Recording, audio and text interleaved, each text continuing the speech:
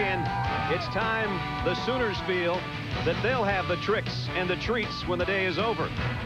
But they've got a major obstacle in their path. Down from I-35 come the Cowboys of Oklahoma State against the top-ranked team in the land. Welcome to the BCS Spotlight game presented by ADT. It's number 14 Oklahoma State against the top-ranked team in the country here in Norman. As you take a look at the BCS standings brought to you by Allstate, you see Oklahoma sits alone on top.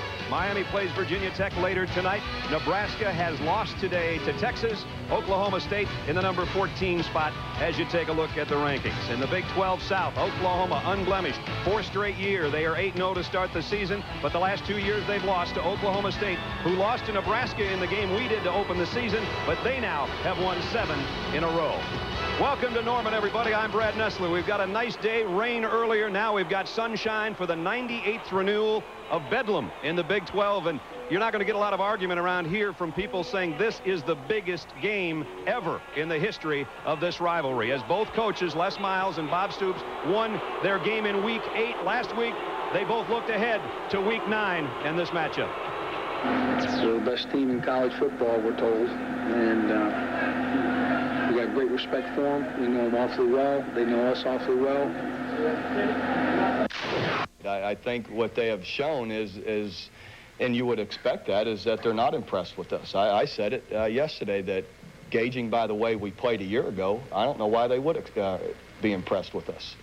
Bob Stoops with his very honest comments. My partner is Bob Greasy. I think Paul Duran, the linebacker for Oklahoma State, said it best.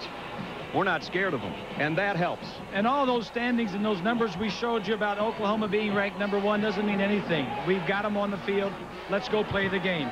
It's going to be exciting. You got 2 of the top offenses in the nation, both in the top 5, averaging over 40 points. Big players, Rashawn Woods. In this game, the last 2 years, he's caught 20 passes, 4 touchdowns, and 355 yards. He is a big play guy Oklahoma has to shut down. Jason White on the other side for Oklahoma. This is not the offensive line and running backs of yesteryear. This is wide receivers in deep passing, and Jason White is one of the top passers in the country this year. We can actually say Heisman in his name in the same sentence, and everybody would sort of nod. Yeah. He's maybe the man that's the favorite right now. Tommy Harris, defensive lineman for Oklahoma, maybe said it best. It's not something we want to do. It's something we need to do. That's to beat Oklahoma State. They haven't in the last 2 years. John Terry and Craig in New York after this timeout. Then we'll kick it. Bedlam in Norman coming up.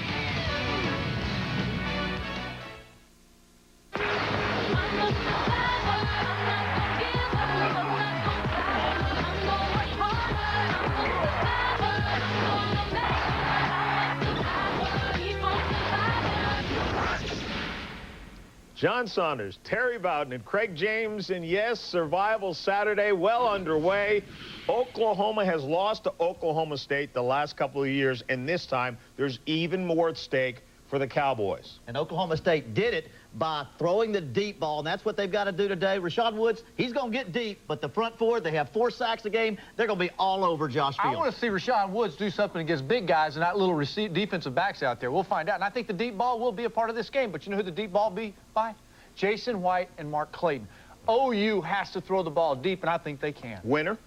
I'm going to go OU. Oklahoma. Big. No, you were talking about Oklahoma State. Never would I know. Allowed to change his mind when he gets on the air. We'll see at halftime and throughout the day. Right now, let's go back to Brad and Bob. Both teams with a chance to win the Big 12 South as Oklahoma hosts Oklahoma State. The head coach of the Cowboys is with Lynn Swan. Thank you very much, Brad. Everybody's been wondering, Coach, the last 2 years you've come over to win. Do you have Oklahoma's number? What do you know about this team that nobody else knows? Well, I don't put much stock in having their number. I know this. Our guys can't wait to play this ball game. It's going to be great. In a big game like this, there's a lot of emotion. Do you control it, Coach, to avoid mistakes, or you just let them go with it? It has to be controlled at points, but most of the time, let her rip. Okay, guys, I believe Les Miles wants this game to get going. I think you're right. Get into the game with Enhanced TV. Play along. Get up to the minute stats. Vote and polls. Enhanced TV is live now at ESPN.com. That is one intense head coach. Both of them. Oklahoma won the toss and deferred. So Trey DiCarlo will kick. It's 59, and it's sunny, and this morning it was raining, and we thought we were going to have a terrible track. Now it's fast. It's bright. It's November. It doesn't get any bigger, and these guys can't even agree on who has won how many games in the series. DeCarlo jacks it all the way to the back of the end zone, and the Cowboys will have to work from their own 20-yard line. As Bob said, a prolific offense. It all starts with number 13. Josh Fields set to take the field with his offense. There's his numbers. 16 touchdowns, and maybe most important, 2-0 against Oklahoma. He can become the first Cowboy quarterback ever with the trifecta against the hated Sooners if he wins today. Oklahoma State has never beaten Oklahoma 3 years in a row. First down, Cowboys, their own 20. Already the crowd is deafening in Norman. Tatum Bell. Nice cutback for Bell, and he got about 4, almost 5. As we take a look at our principal financial starting lineups, here's the big hogs up front: Koenig, Aiken, Bowie, Mays at 350, their most consistent, and the true freshman Hilliard, a 300-pounder at 6'6" on the right side. Bell and Willis in the backfield. Badgham of the tight end. Rashawn Woods and his little brother DeJuan are the starting wide receiver. Tatum Bell got 5 as we look behind Josh Fields at 2nd and 5. Fields to throw. Out complete across the 30. It's Rashawn Woods, and it's a first down. Nope, he's going to be a yard short. I take it back. He was across that line, but came back to make the catch against the Oklahoma defense. That's one of the very best in the country. Number 2 in the country. Number 4 in the country against the pass. That's the front 4, Lehman and Chambers. And then the nickel defense. They'll start 5 defensive backs: Perkins, Everidge, Poole, Nicholson, and Derek Strait. Teddy Lehman is a Butkus semifinalist for the 2nd year in a row, and he's calling the shots, as you can see. 3rd down and a yard. The toss to Bell. Got popped? I don't know. I don't think so. Boy, it's going to be close. The spot is what's going to determine this. Like Strait came up and hit him short, and then he got some help. I think Teddy Lehman and Strait were both there, and I don't think he made it. They're not even going to measure.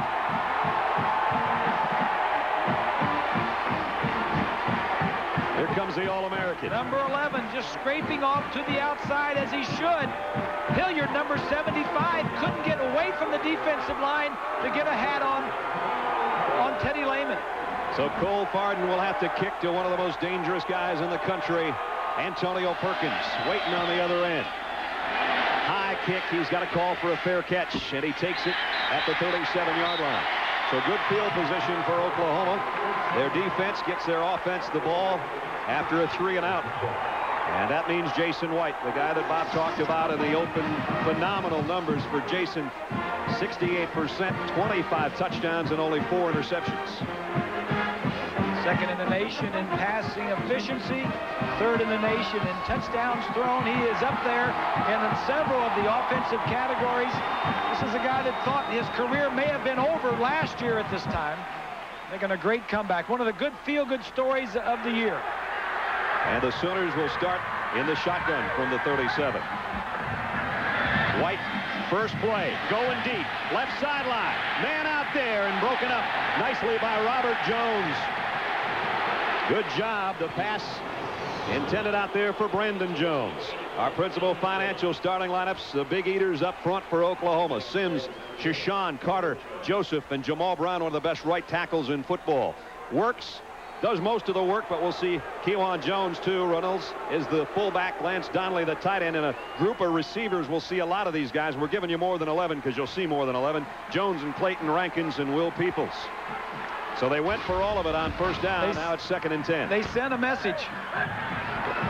Now they'll go to the ground, and it's Works off the right side. Ronaldo gets out near the 45-yard line. He got about 8. It'll bring up 3rd down and 2 against the Oklahoma State defense that looks like this. Greg Richmond leads the Big 12 in sacks. The true freshman Gertman now starting. Coe and Smith round out the front 4. The 2 ends the best there. Duran's the number 2 tackler. Paget McGee, the other linebacker. And here's the secondary, and they go in a 4-2-5 as well. Williams, Grant, Holland, Ransom, and Jones. Duran's the guy that said it. We're not scared of him. He'll stick his nose in there a little bit. 3rd down along 2. Here's a quick slant, broken up and almost intercepted.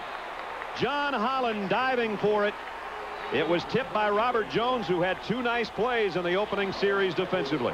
Bob and Brad, I'm going to jump in here real quick because that was a big play. Oklahoma has scored on every first possession so far this season. And in every game, there are goals within the game other than just winning. One was to stop Oklahoma from scoring on the first drive. Chalk one up for Oklahoma State. Good point, Swanee. Everybody else has seen points on the board the first time the Sooners had it. Now it's Blake Ferguson punting. Gabe Lindsey lets it go. A little too deep. It made it all the way to the end zone. So no damage done on either side. Both teams have had to punt the opening 3 minutes. Scoreless in Norman.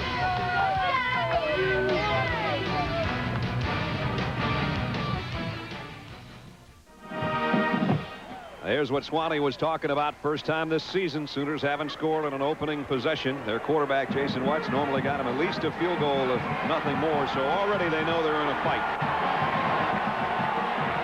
They knew that coming in, though. I think they knew that. Anybody that's been around here for the last couple of years knew that. Second possession for the Cowboys. The Woods brothers, the wide receivers. Tatum Bell's the number 2 rusher in the country. He's behind Josh Fields. A lot of checking off for Oklahoma State. And nailed from behind, the ball loose. Tatum Bell trying to scoop it up. Oklahoma's got it. Jonathan Jackson on top of the football. Dan Cody made the hit. Fields waited too long looking for Woods, and OU's got the first big play of the ball game. Coning, the left tackle, may not have heard. Watched him right on the end of the line. Cody goes right around him.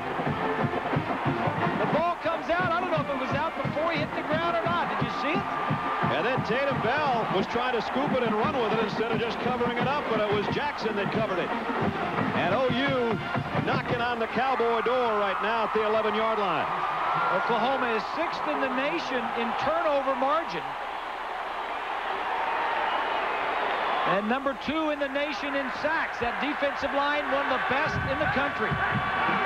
They might go for the quick strike. Nope, draw play to works, and he got back to the line of scrimmage, and that's all. Nice open field tackle by Vernon Grant, who sliced in from his corner position. And it'll bring up 2nd down and 10. The Sooners can get a first down inside the OSU 1-yard line. As the play comes in from the bench in the person of Brandon Jones, the wide receiver. So Oklahoma State's defense has been put in a precarious spot by their offense, and now they hope that they can stop the damage or prevent any at all. Jason White to the end zone. Nobody there. Mark Clayton. Guy was crossing, and it's incomplete. Just good coverage. Little blitz on the play. Oklahoma State blitz. Let's go back to the sack. Number 80 right here is going to get the sack from the blind side. The offensive tackle should have picked him up. The ball definitely is loose. Yep. And Bell should have just fallen on it instead of trying to pick it up. Fields actually tried to suck that thing back in, double clutch a little bit, and that's when he got tagged from behind. 3rd and 10. Oklahoma. Single coverage down here if you want to throw it. To the corner they go. Oh, what a catch by Jones. Was he in? Yes or no? He was out. He was all the way out. The official on the sideline was right on top of it, Bob and Brad. The ball was thrown. He had him clearly beat. But watch when he goes up in the air. He leaps up. And he does get a foot down. He got a foot down, but the official was on top of it, called him out. Did you see the move he made? He was looking to his left, rotated his head all the way back around, and I think that's a touchdown but that gentleman doesn't think so. Wait a minute. You saw his front of his foot was in, but maybe the heel was on the line. Oh, boy. That's slicing it pretty close. Sir. Trey DiCarlo is 16 out of 17 field goal tries this year. He's now 17 of 18. So Oklahoma strikes first. They do it after the Jonathan Jackson fumble recovery. Let's take another look at the pass play. Now you see the outside where he's going to throw the football. You got all that room outside there.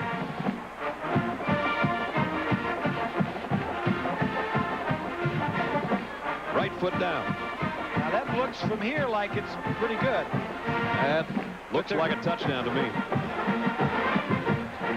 Here's the official right there. He's looking at it dead on. You know, I mean, it looks to us as though his foot is in, but that official is right there looking at it, and you got to go with his, I mean, he's down there, he's looking right at it. And boys, when he made the catch, Jones did not argue with the official. After he made the catch, he knew he was very, very close. Maybe right now he's thinking he was still in. I bet you he'll argue with him when he sees the replay. Well, bottom line is, we don't know for sure. Bottom line is, it shouldn't have been that close because he had gobs of room on the sideline. White just threw the ball too far outside. But there's some nerves still out there. They got some butterflies are flying like buzzards. Panhandle buzzards. DiCarlo to kick off. Jones and Morency are deep. This one might be returnable. Nope. Jones has to watch it sail over his head. And again, Oklahoma State will start at the 20. Coming up next Saturday, special time. I want to remind everybody, noon Eastern. Most of you'll see SEC Power Tennessee battle Miami in the BCS Spotlight game presented by ADT. Some of you'll see Texas A&M, and this Oklahoma group will be at Ohio State for Michigan State. Check your local listings for the game in your area. Don't forget kickoffs at noon Eastern, 11 Central. Brad Nessler, Bob Greasy, Lynn Swan, and our ABC crew on what is now a sun-drenched Owen Field in Norman. Third straight time, Oklahoma State will work from its own 20-yard line. Here's the stretch play to Tatum Bell. And Bell's become one heck of a running back, goes for 5 more.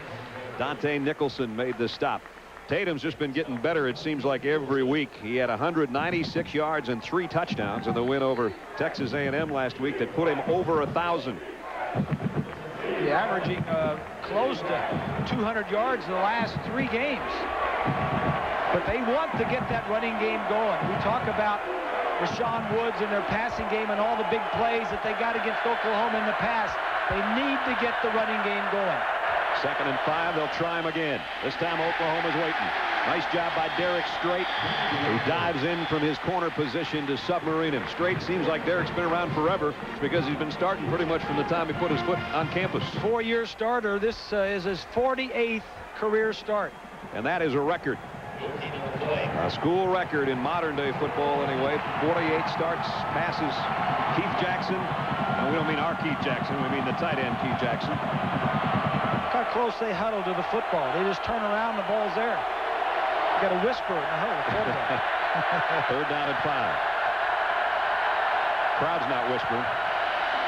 Fields, plenty of time. Throws it in and out of the hands of the intended receiver. Should have been caught. It was Bajema. He's a good tight end and had a big game against Oklahoma last year, but he doesn't hold that one, and it's time to punt again. Coverage was there. This defense is number 5 in the nation. 4th against the pass. They are good, and the defensive line, the backs everywhere. You just got to catch the football. Look out for this guy. Yes, sir. UCLA still got a migraine over what he did to them. 3 of the 4 touchdowns on the season came at the hands of the Bruins. NCAA record. Here's the punt, and boy, he hangs it up there. Pardon does. And it causes another fair catch. That's the best way to keep Perkins from doing anything with it. At the 39-yard line, he makes the catch. 3-0. Oklahoma in front at home.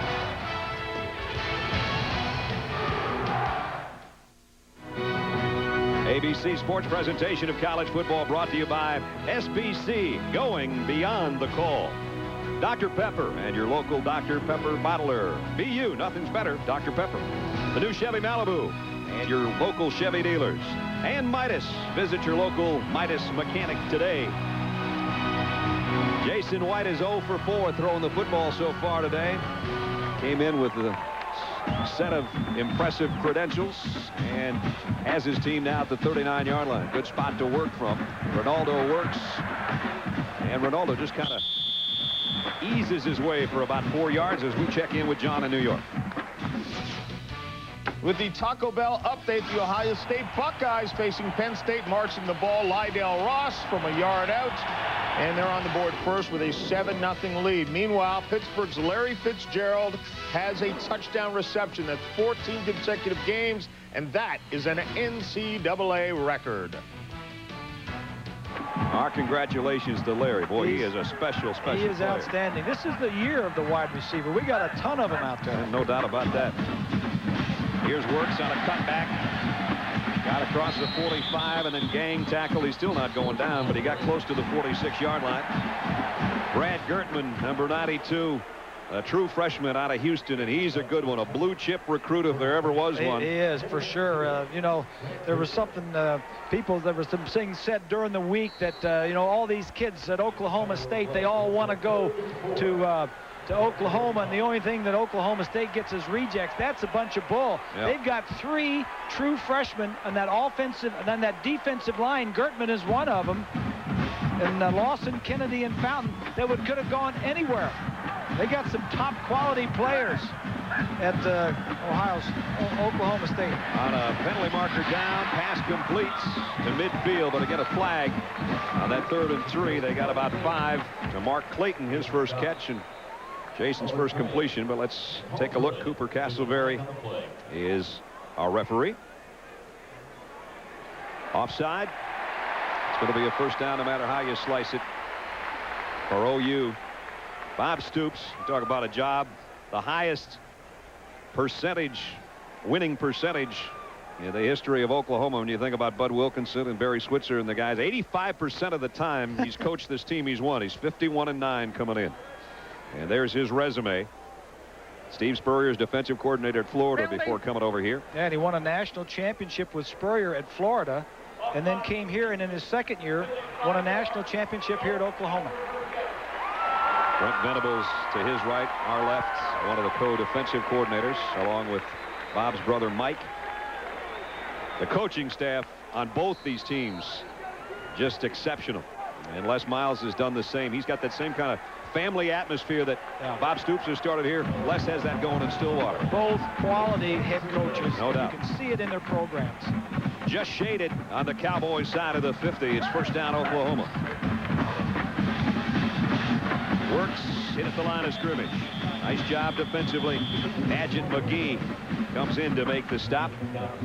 Reminder, at the conclusion of today's game, we'll select a Chevrolet player of the game. Chevrolet will make a $1,000 contribution to each university's general scholarship fund.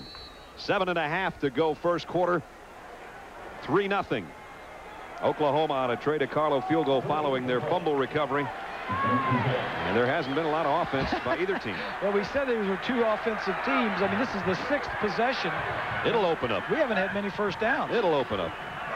Out of the shotgun. It opened up. Clayton. First down, Oklahoma. Down to the 36-yard line. Mark Clayton, their big play wide receiver. We talked about the year of the receiver, and Mark's one of the guys on the semifinal list for the Biletnikoff Award. This is one of the reasons it opened up. Look at the blitz, the 2 linebackers on the inside. Just going to come in. That opens up the entire center of the field. Clayton could have kept going to make it an easier throw around the linebacker. There's Mark out of Arlington, Texas. He was being asked this week, did you ever think you were going to become the big play wide receiver you've become? And he's a pretty humble guy, but he said, I always had confidence in myself. Here he goes again. Oh, what a hit. And he gets up. Thank goodness. Albert Craig, who'd missed a few games recently with a slight injury, and he is back. And Mark Clayton felt that. You could see that coming the whole way. He was running all the way across the field. Clayton's going to go across the field now. Craig in the center of the field sees it coming. Oh, man, what a shot. He had it, and then he didn't. Mark bounced right back up and straightened off his helmet and stays right in there. It's amazing that Craig is even playing. Exactly. 2nd and 10. This time they keep it on the ground. Ronaldo works a little quick opener out of the shotgun, and he's got a first down. Down to the 25-yard line before Jamal Ransom can bring him down. A pickup of 11, so the best run of the day for Ronaldo, the senior captain out of Tulsa. Wes Sims, the big left tackle, gets a nice block that opens this thing up. They're kind of missing Griffin. They don't have the shake and bake. There's a look at West, number 60. These guys started as freshmen a couple of years ago. Carter, the center, Jamal Brown. Now they're in their third year, and that offensive line is pretty good. So first down, Oklahoma, down to the 25 of the Cowboys. White straight drop to throw. Wants it all to the end zone. Got him! Nope, out of bounds again. Jawan Rankins this time. They need just a little bigger end zone. Yeah, I like the way, I like the aggressiveness of Bob Stoops. I think it goes back to his days with Spurrier. They always attacked. Take a look. They got the ball, and it's out. That time he's out. Not as close as the other one. Nope. There comes the foot down in the chalk part. You like, I mean, you talk to Bob Stoops, and if you know Steve Spurrier, and they're in a lot of ways they're alike. And one of the ways is they attack offensively, defensively, special teams. They don't miss a beat. Very bright, both coaches. 2nd and 10. Works. Ronaldo got one or two. Paget McGee's the first guy to hit him. Then he got help from his friends. So it'll bring up 3rd down and long. One of the things that happens when you throw deep and try to hit big plays is your percentage goes down. Jason is only 1 of 7 on the day for 13 yards. Came into the game 68% passer, 25 touchdowns, only 4 interceptions on the year. And this is the 9th play of the drive. Let's see what Chuck Long, the offensive coordinator there on your left, the man that's talking. The play will stop right here. Chuck and Jason will have a chance to talk about it. So will Coach Stoops. Timeout taken by Oklahoma. Big 3rd down coming up.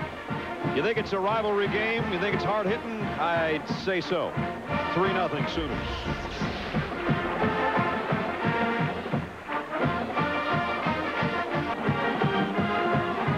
98th meeting between Oklahoma State and Oklahoma. 3-0 Sooners right now.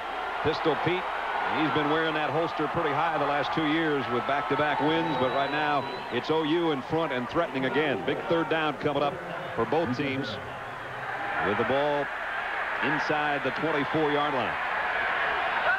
White will work from the gun. Here comes a blitz.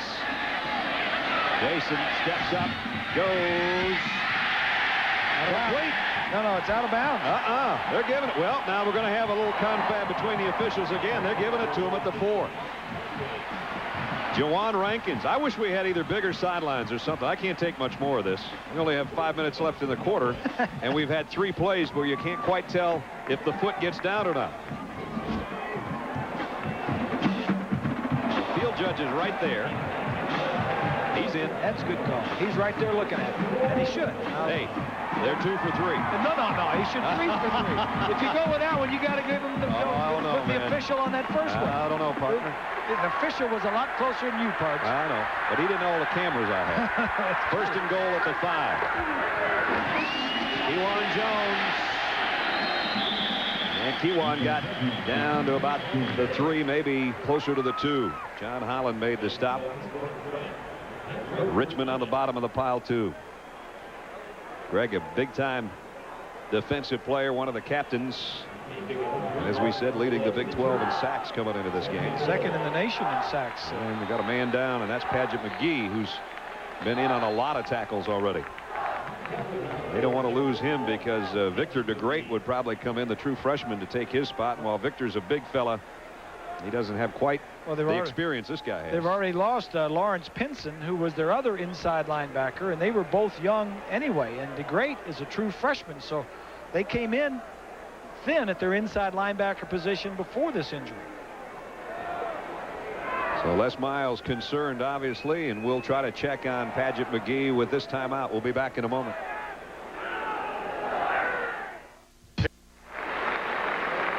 Paget McGee up, limping a little bit as he walks off, but appears to be a good sign. And despite the fact this is a big rivalry, he got a great round of applause from everybody in a packed house in Norman.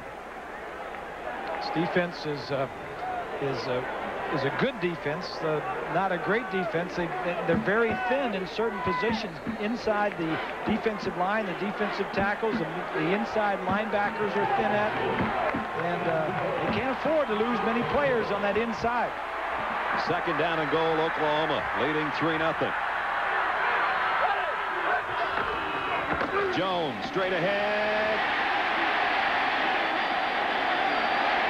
In there, touchdown.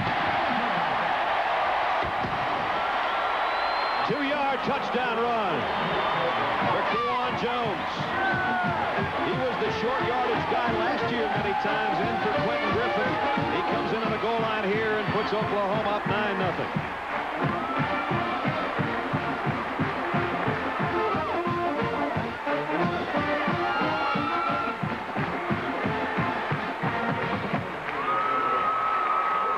Trey DeCarlo will come in for the point after.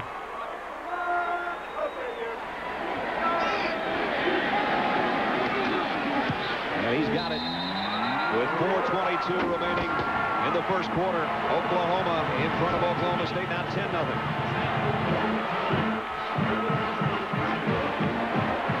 There's your field level shot of it. He had to bury himself underneath that mass of humanity. And when they finally started to unpile, it's a touchdown. Duran, number 12, one of the inside linebackers gets blown out, and DeGrade, number 51, the true freshman that just came in for McGee, also got blown out of there. That block was Kelvin Shashan. He's the guy that got Duran out of the way. It's a smart move to go after a freshman, but Patrick McGee came off to the sideline, and they're telling us it's a sprained ankle. We're not sure when and if he'll be back into the ballgame. All right, Swanee. Well, 61 yards on the scoring drive in 11 plays. Nothing real fancy about it. One decent pass play to Mark Clayton, and then they just kind of ground it out. And Kewan did the final 2 yards for the touchdown. One of the key catches, though, was that catch by Rankins. 18-yard pickup on 3rd down and 8, where he had to tightrope the sideline. So DeCarlo will kick. And now Oklahoma State in a 10-0 hole. Still not returnable. Almost cleared the end zone again. Before Oklahoma State goes to work on offense, our singular wireless poll question for today. If Oklahoma or Miami was to lose, who should be ranked number 2 in the BCS standings? And there's your choices. Florida State, Georgia, USC, Miami, Oklahoma. Singular users text message to 222-ABC or log on to ESPN.com. Search Singular. We'll have the results of the poll in the second half of our ball game. This is a record crowd, folks, and there's been a lot of big ball games played here in Norman. But the stadium has been expanded. There's probably close to 84,000 in the building today, and that will be a new record when we get it officially. I can guarantee it. Oklahoma State needs to get something going. They've had 3 possessions, no first downs. Play fake by Fields. Bootlegs, now throws down the middle, and it's caught down at the 35-yard line. And that's a first down, and that's Badgema, the guy that couldn't hold one earlier. Makes a tough diving catch there. They've started from their own 20-yard line all 4 possessions. Little play action, that's what their bread and butter is. They do a lot of play action. You could give it to the fullback right there, but he wants to throw it downfield. Lehman got a little piece of that. Just got it. Tipped a little, but Fields has played well against Oklahoma. As we said, most importantly, he's 2-0. There's his numbers from last year. 4 touchdowns, 3 of them to Rashawn Woods, who has just 1 catch today so far. Tatum Bell left side, broke through the first wave, and had he kept his footing, he would have had 1 guy to beat. Looks like it's going to be a first down. Another 10-yard run by Tatum Bell. We saw Tatum earlier in the season. He really had to work for his yardage against Nebraska, but since then he's gone over the 1,000-yard mark, as he did a year ago. And now one of the top backs in the country out of DeSoto, Texas. Second in the nation in rushing, averaging 135 yards a game. He'd probably be number 1, but he fumbled against Louisiana Lafayette. Les Miles benched him. Or he'd have played a lot more in that game and had more yards. Fields, play fake, going deep. Woods out there, but double covered. And the pass too deep anyway. He threw it where only Rashawn could get it, if anybody. And OU, Oklahoma, has seen a lot of this stuff over the last 3 years. And in practice this week, a lot of play action. Try to get the ball deep to Rashawn Woods. That's what burned him last year and the year before. Rashawn Woods, for Oklahoma, the most wanted man on that team. And why not? Because in the past 2 seasons, he's put up almost unbelievable numbers. 20 catches, 355 yards, and 4 touchdowns. That makes you put on a poster if you're in the OU locker room. That'll get you wanted. Yep. Here's Tatum Bell. About 3. And it's going to bring up 3rd down and long. Jonathan Jackson in on the tackle for Oklahoma. Oklahoma hasn't given up a touchdown play longer than 27 yards all season long. So you've got to earn everything. They're 4th in the country against the pass, 5th overall defensively. And I think they've got the best defensive line in the country. There's Brent Venables, one of the co-defensive coordinators. 3rd and 7. So far, Ofer on their other 2 attempts. Fields, look out! Down he goes. Dan Cody just took the tackle and everybody else with him. He's the guy that caused the fumble earlier, and he just collapsed what little pocket there was. Well, the tight end initially is blocking on him. The end guy on the line is the tight end. And then Coney kind of gives a look at him. The tight end cannot block Dan Cody. You need 2 guys, or you need an offensive tackle or somebody, but the tight end can't block that defensive end. Barden to punt. They get a little pressure on him this time. He's still got the kick away. Perkins has to clear out of the way. Now he might try to field it. Nope, he's going to back up. Penalty marker. We got some guys, the gunner going down. 2 guys that got tangled up back there away from the play, and that's where the penalty is going to be, but I don't really know who it's on. We'll find out in just a second. The little scrap going on was about 10 yards away from the play, and it's holding against Oklahoma. There's the hold right there, and you can see it's way away from the play, and then the little bulldog extra, and there you go. That's bedlam. So this will make the field position worse for OU.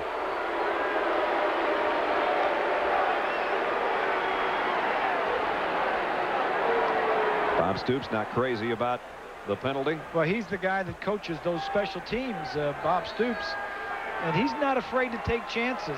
He's got all kinds of gimmicks, all kinds of tricks, not only on the punt team, but on the kickoff team. Last week he did an onside kick that the kicker recovered. So whatever's there, he'll look at it and he'll put something in, and he's not afraid to use it. He's not afraid to throw from his own 9 either, probably. 1st down. This time they will run it. Works. Out across the 13, close to the 14, but another flag down. Just under 2 minutes remaining in the quarter. And illegal shift. Oklahoma's called for one of those against Colorado last week. Tomorrow, everything's changed except everything you love about the Emmy-winning practice. The press calls it the #1 surprise of the new fall season. Part of Sunday's Best, the practice, 10, 9 Central on ABC.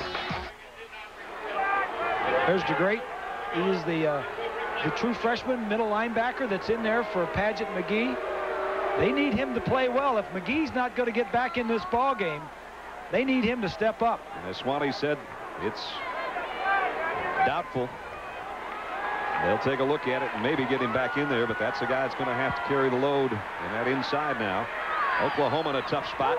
Jason White in his own end zone in the shotgun. 1st and 14. And throwing on the run and tipped by Fada Carter. Boy, if he'd got one more hand on it, it'd have been 10-7. It was a smart move by Carter to recognize the route and then get out there and try to pick it off, at least to knock it away. He recognized from film study when they roll this way, probably backed up and out of their end zone, that's the route they like to throw. Good coaching and good film study there. Potter's almost more like a strong safety linebacker type in where he plays, and played that one beautifully. 2nd down and 14. Jason White draw play to Works, and Ronaldo didn't get much. Got out close to the 8. That's 3rd and long. Duran made the tackle. There's Paul, number 12. He was the Big 12 Player of the Week last year after this game. He had 11 tackles and a sack in the game against OU last year. And as we said in the open, he's the guy that maybe said the biggest mouthful of the week. There wasn't a lot of talking going on between these two teams. He just said, we're not scared of them. Yeah. But they've been very respectful. The Cowboys have been very respectful of Oklahoma. And Oklahoma has to respect them. They've lost to him 2 years in a row. White, deep middle, in and out of the hands of Rankins. And Darren Williams was there with him. So now Oklahoma's got to not only give it up, but they're going to be punting deep in their own end zone. Yeah. Short of any disaster happening, this will be the best Cowboy field position that they've had all day. Well, Blake Ferguson had some problems early in the season with his punting, getting blocked. You don't want to get one blocked here. He had 4 blocked early in the year. He went from a 3-step to a 2-step. That seemed to take care of the problem. We'll try to do an Oklahoma 2-step here. Darren Williams back deep. Got the kick away. It's going to be good field position regardless, except if you do that. Fumble. Still a scramble. Who's got it? Oklahoma's got it. Well, I haven't seen any striped jerseys say that. I thought the back judge had already pointed that way. Now they do. That's the one you need to see. The guy in the white hat. Yes, sir. They would have had field position near midfield, except Russell Dennison had something to say about it. There's the mishandled punt. There's the lonely football. And again, like Tatum Bell tried to do earlier, instead of just covering it, he tried to pick it up, and then it's a free-for-all. Darren Williams, number 9, has returned 2 punts for touchdowns this year. So now at midfield, Oklahoma takes over. They might take a shot here. You never know. I bet on it. Nope. They'll play it safe. Kewan Jones, who has the only touchdown, got about 2. Now, Brad, now you know why coaches always talk about turnovers. So, well, you know, what's the biggest factor in a ball game? Well, we got to stay away from those turnovers. The 2 biggest plays in this game are 2 turnovers by the Cowboys that have really turned the momentum around. No doubt. I mean, they were about to get this ball in good field position, Oklahoma State inside the 50-yard line, and now they've given possession back to the Sooners. Well, it's a 4-round fight, but round 1 goes to the home team. We've played 1. Top-ranked team in the country, leading number 14 Oklahoma State. Sooner Schooner hasn't been that busy, but it's 10-0. You're watching the BCS Spotlight game presented by ADT. Our presentation of college football continues after this message and a word from our ABC stations.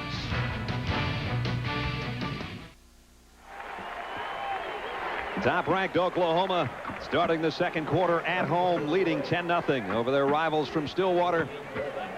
This is the VCS Spotlight game presented by ADT. We're glad to have you along with us. Maybe the biggest game ever in the 98 that they have played. There's a lot on the line in this one. Big 12 South Division Championship, maybe a crack at the national title for the winner. Jason White, shovel pass, Kewan Jones. Can he outrun the defense? Broke a tackle. Got down to the 45, maybe the 44-yard line. It'll bring up 3rd down and 4. Jason White doing a nice job, whatever he needed to do. Not as nimble as he used to be. Still wears his brace on that right knee. Had 2 knee surgeries the last 2 years that knocked him out of those 2 years. Came back, and he's having a great year. He's got a 3rd down and 4 he's looking at here in the opening stages of the 2nd quarter at the 44-yard line of Oklahoma State. Cowboys have made 2 key errors, 2 fumbles. That's been the difference in the ball game. Brandon Jones in motion to the top of your screen from the shotgun. White waiting and fires complete. 1st down and more. Clayton's got it down to the 31-yard line. Mark Clayton, Darren Williams brought him down. But the All-American candidate picks up 14 yards on a 3rd and 4. Nice job by the quarterback and the offensive line, who gave him the time to look around and then find Clayton, who really is his outlet.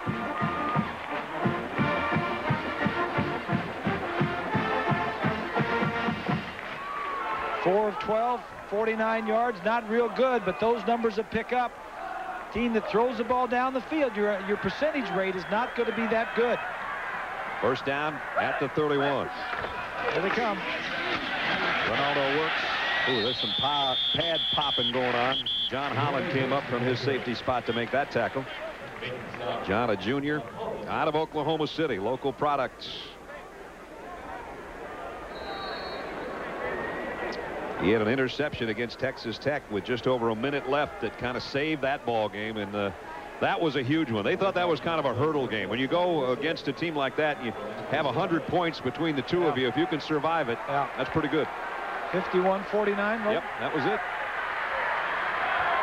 Part of a 7-game winning streak for Oklahoma State. Oklahoma unbeaten at 8-0, and this one tipped a little bit by somebody as Clayton was the intended receiver, but that ball changed directions, and it's 3rd down and 6. There was a defensive end on that side. Was it Smith? Right there. Yeah, Smith. Yep, Kareem Smith out of Miami. Got a hand on it just enough to change the path of the ball and bring up a 3rd down. Kareem has a look down at his wristband. The defense has been called. Let's see what Oklahoma comes up with. They'll work from the shotgun. White steps up in the pocket, fires down the middle, first down to Clayton at the 12.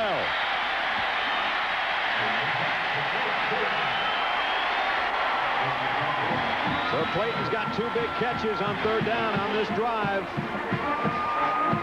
That's our boy. I like that sign. He likes to get this ball into the center of the field. Watch as Clayton is going to go down and just find an opening area in the middle of the field. Now right there, look at this. Look at that open area you got in there. That's where the quarterback is waiting for the receiver to come into, and you'll have the ball hanging in there for Clayton when he gets there. 5 white jerseys and 1 in crimson, and he's the guy that caught it. First down at the 12-yard line. Now it's Kewan Jones up the middle. Jones bangs his way inside the 5. Got about 9. He's their short yardage guy, and he's feeling it. He didn't play too much a couple of weeks ago because Bob Stoops said he hadn't been practicing hard enough. He got the message. Well, he continues to run inside those linebackers. DeGreat, the true freshman, 51. Good blocking up front. That's DeGreat, 51, just getting back and getting a piece of it. It's good offensive line blocking by the Sooners.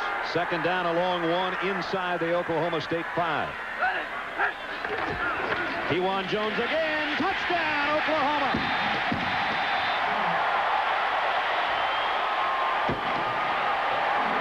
Second of the day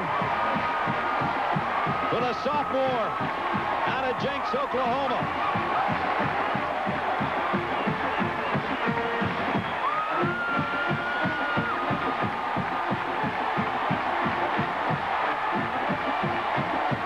That's a fired-up tailback there.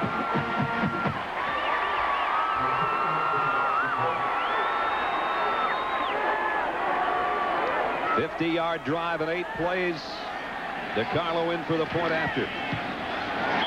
It's all Oklahoma right now. And now Oklahoma State and Les Miles knows they can't make any more mistakes in the first half of this football game, or this could be the result. You fumble, you pay the price. 17-0 OU. Number 1 Oklahoma 17. Number 14 Oklahoma State nothing. DiCarlo to kick. This one can be returned. Robert Jones from the 4. Jones hit at the 10. Swarmed under inside the 10. And now the Sooners smelling blood in the water a little bit. Fired up.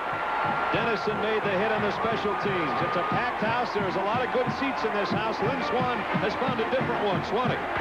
Well, up on the end zone, the 83rd row is a pretty high spot. But what a great place to talk about the lofty goals of football programs like Oklahoma. The loftiest of which, for the team ranked #1 in the country, is the ADT National Championship Trophy, one that they would like to keep here permanently. And if you look out this crowd of red, over 83,000 people, this has to be an awesome feeling for both young quarterbacks, because Jason White is from Tuttle. Population there, about 4,300. Judge Fields from Stillwater, 39. Total, 43,300, and they've got over 83,000 here. Brad? Both hometowns together doesn't even half fill this place, and now the noise is filling the place. Yeah, that makes it doubly tough for an offense. Dvorak in there on that play. He was a backup last year. He was behind Klein and Harris as a defensive tackle. He started every game this year, and Klein, who has 35 starts, is a backup. Sooners defense is fired up right now. They've got Oklahoma State where they want them, a 2nd and long inside their own 10. Still inside their own 10. Morency dropped by Brodney Poole. This is a tough assignment. You're going against the #1 team in the country, the best defense in the country, in their own ballpark, with some smart coaches like Mike Stoops, and you're down 17 points. You can't get it back all in one try. The only thing you can do is just score 7 points. And don't panic. Even if you don't get it on this series, you don't want to turn it over. That's the worst thing. Penalty markers down.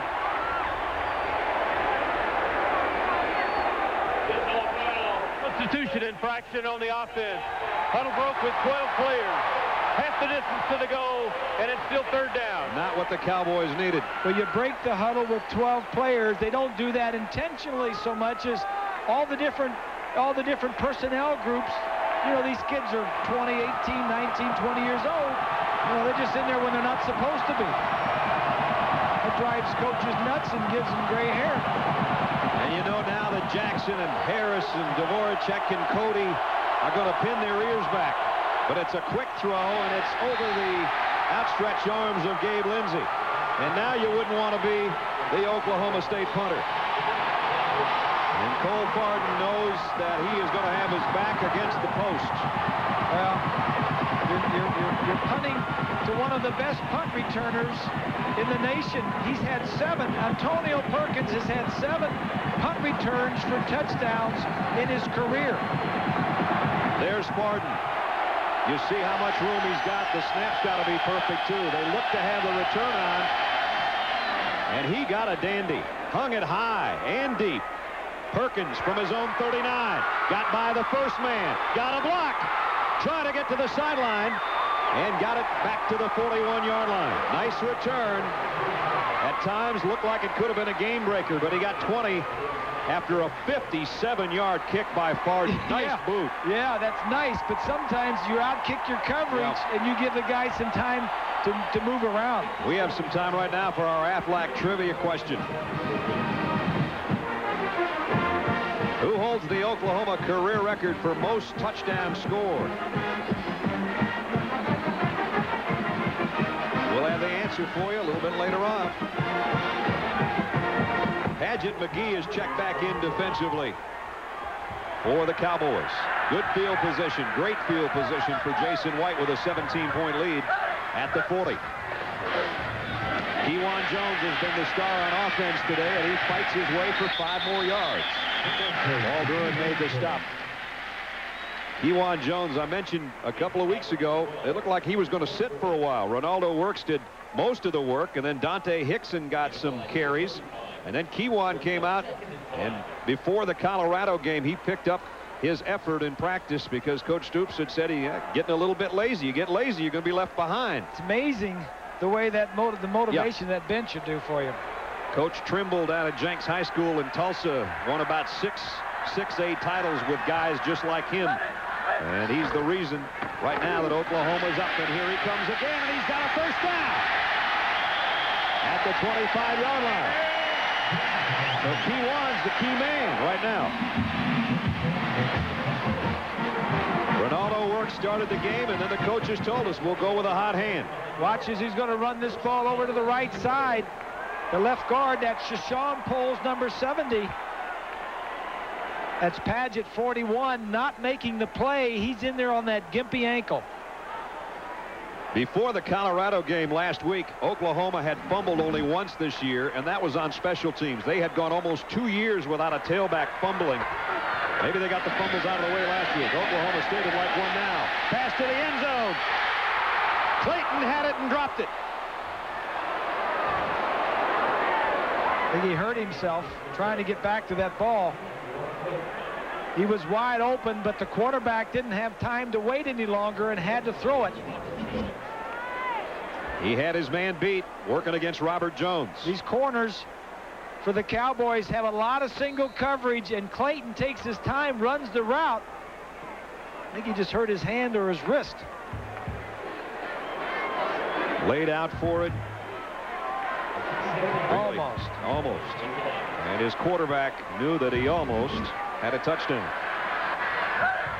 2nd and 10 at the 25. Now it's Kewan Jones for about 3. And it'll bring up 3rd down and 7. So 8:40 remaining in the half. All Oklahoma so far. They recovered a couple of fumbles. One turned into a field goal. One into a touchdown. The other drive, they only had to go 50 yards. One drive went 61 yards, so they haven't had to take it the length of the field. You don't want to give the #1 team in the country a short field all day long. It's Paget McGee. He's back in there with that ankle, moving around a little bit. The whole game has been played in Oklahoma State territory. And it's still there. 3rd and 7 at the Cowboys 22. And Jason White's going to take a timeout. So we'll take one with him. 8:06 remaining in our BCS Spotlight game. #1 Oklahoma with a 17-point lead.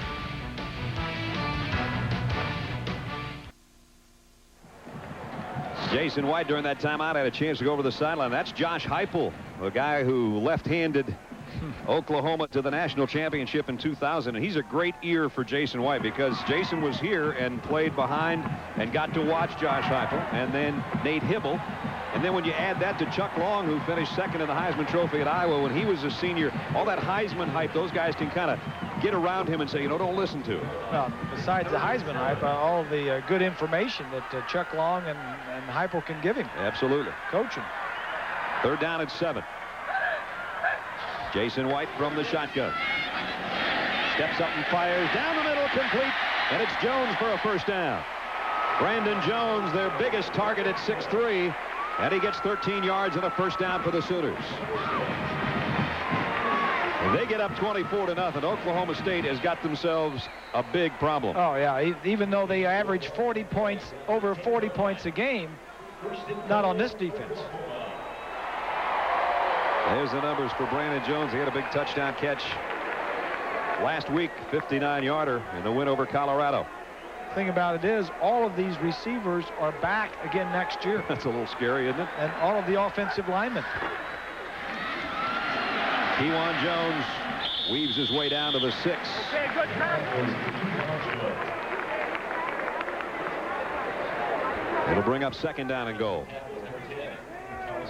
There's Ronaldo Works. He started the ball game and actually played pretty well, but Kewan Jones has just taken it up a notch since he got his opportunity. He has the 2 touchdowns for the Sooners today. You know, they miss Quentin Griffin, but these 2 guys rushed for over 1,000 yards. So far, they've played, what, 8 games? Yep. So they're getting a lot of production out of that spot. 2nd and goal. White to the end zone, and he overshot his intended receiver, Jawan Rankins. And Victor DeGreat let Jason White have it. He let go of the football. One thing that they want to do is keep the amount of hits that this guy takes down, because Bob's talked about the fact he's been injured 2 years in a row. Well, DeGreat comes free on the outside. Right in the chin. Yeah. You feel that one tomorrow. Yeah, I'd say. He's feeling it right now. Yeah, he might be eating soup tomorrow. 3rd down and goal. Ronaldo Works comes back in to the lineup.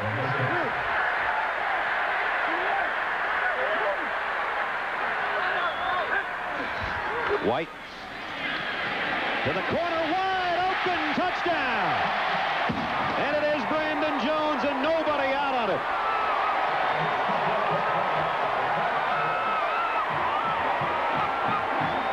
You don't have to be a big target when you're that open.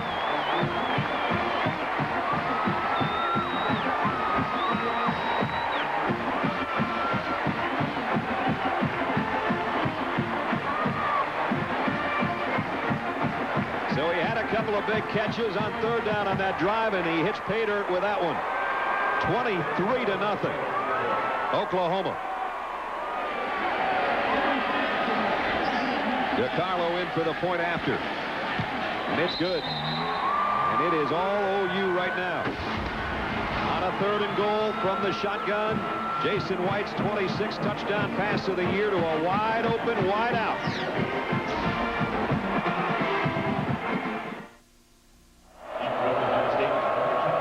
Jason White's touchdown pass of 6 yards to Brandon Jones has made it 24-0, Oklahoma. Mix up in the coverage for the Cowboys, and White takes advantage of it. DiCarlo, pooch kick, fair catch taken, called for and taken by Greg Jones. So they're going to make sure Oklahoma State's awake on kickoffs, much like they did with Colorado last week. He's not afraid to try things. He sees things on tape during the week, that things that are good, a good chance of making a play on or getting a ball on.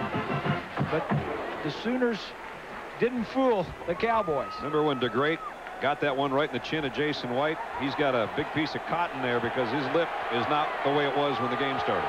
So we told you something was going to be sore, and it is already. But he threw a touchdown pass right after that. That makes it feel better. Yeah. Oklahoma State 15 plays on the day and only 22 yards to show for it. Seymour Shaw in the backfield, and he's going to get the call. And Shaw breaks it outside, broke a tackle, and is close to a first down. He got about 9 before Perkins made the stop out at the 45-yard line. You're down 24 points. You're in the second quarter with 6 minutes to play, and you cannot get out of your rhythm. You cannot get out of your game plan. Texas did that, and everything went the opposite way. Yep. The thing you need to do is get the ball to Rashawn Woods. You got to start getting the ball, trying to throw him the ball a few times towards him. He's your big play guy. Cowboys still haven't run a play in Oklahoma territory today. And they still haven't, but they're getting closer. Rodney Poole and Teddy Lehman bring down Seymour Shaw. What Oklahoma State is not doing is keeping the ball, staying on the field, keep protecting their defense from that Oklahoma offense.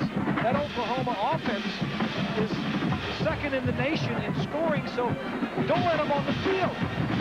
Cowboys offense, stay on the field, move it down, and get some points. First down inside the 49. Fields pump fakes one way, comes back to Tatum Bell on the run, and now they're in Oklahoma territory, and Bell gets it down to the 46-yard line. Brandon Everidge made the stop. So now they will be running a play on the OU side of midfield. Everidge is senior out of Granger, Texas. That secondary is a good one. They've been playing together a long time. They got, the units, the linebackers, the defensive linemen, and the secondary. You can make an argument for that each group to be one of the best groups in the country. Toss sweep to Tatum Bell, and flags fly in as Lehman and Jackson make the stop. And that penalty marker came in from the secondary, at least one of them did.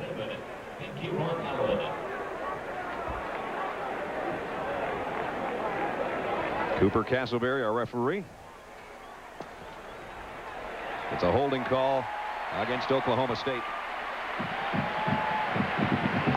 Les Miles knows that his guys are almost to the point where they can't make one more mistake today, and they have to keep the penalties to a minimum. Well, they've helped them on those 2 turnovers, and then Oklahoma's helped themselves. Yep. And they just went down and scored. They need to get the ball to Woods. They've only thrown him 2 passes, 1 completion. Only 18 plays for the Cowboys, 6 of which have been passes. It's kind of like going trick-or-treating. Instead of actually handing out the candy, you just say, take what you want. And you take as much as you want. That's what Oklahoma's doing right now. Yes. field's a tough day for him. He's had a great season, a great career. #2 passer behind his offensive coordinator, Mike Gundy, in all-time Oklahoma State history. He's back to throw here. Quick throw out to midfield, and that's it. And Rashawn Woods aren't giving him much room.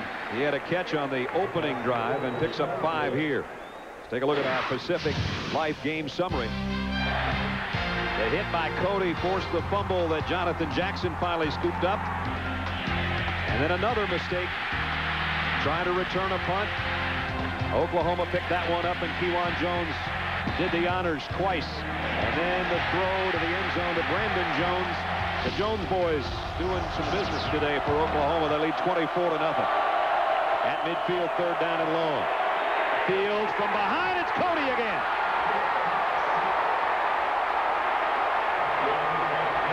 He's a one-man wrecking crew. Nobody can block him. Been a guy playing with an ankle sprain. Didn't play last week against Colorado. Practice was sort of limited this week. They said, boy, we need him, and he's come to play today. Right out here on the right side, it's Koenig, the tackle, and he just runs around him. You got to alter his path or something. So it's a punting situation for Barden again. Just when they finally got it on OU's side of the ball, penalty took them back. Time to punt.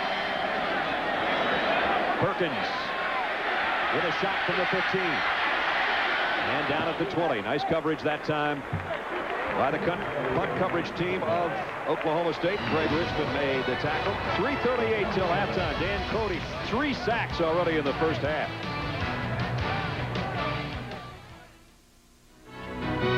ABC Sports presentation of college football brought to you by Singular, the wireless company that fits you best.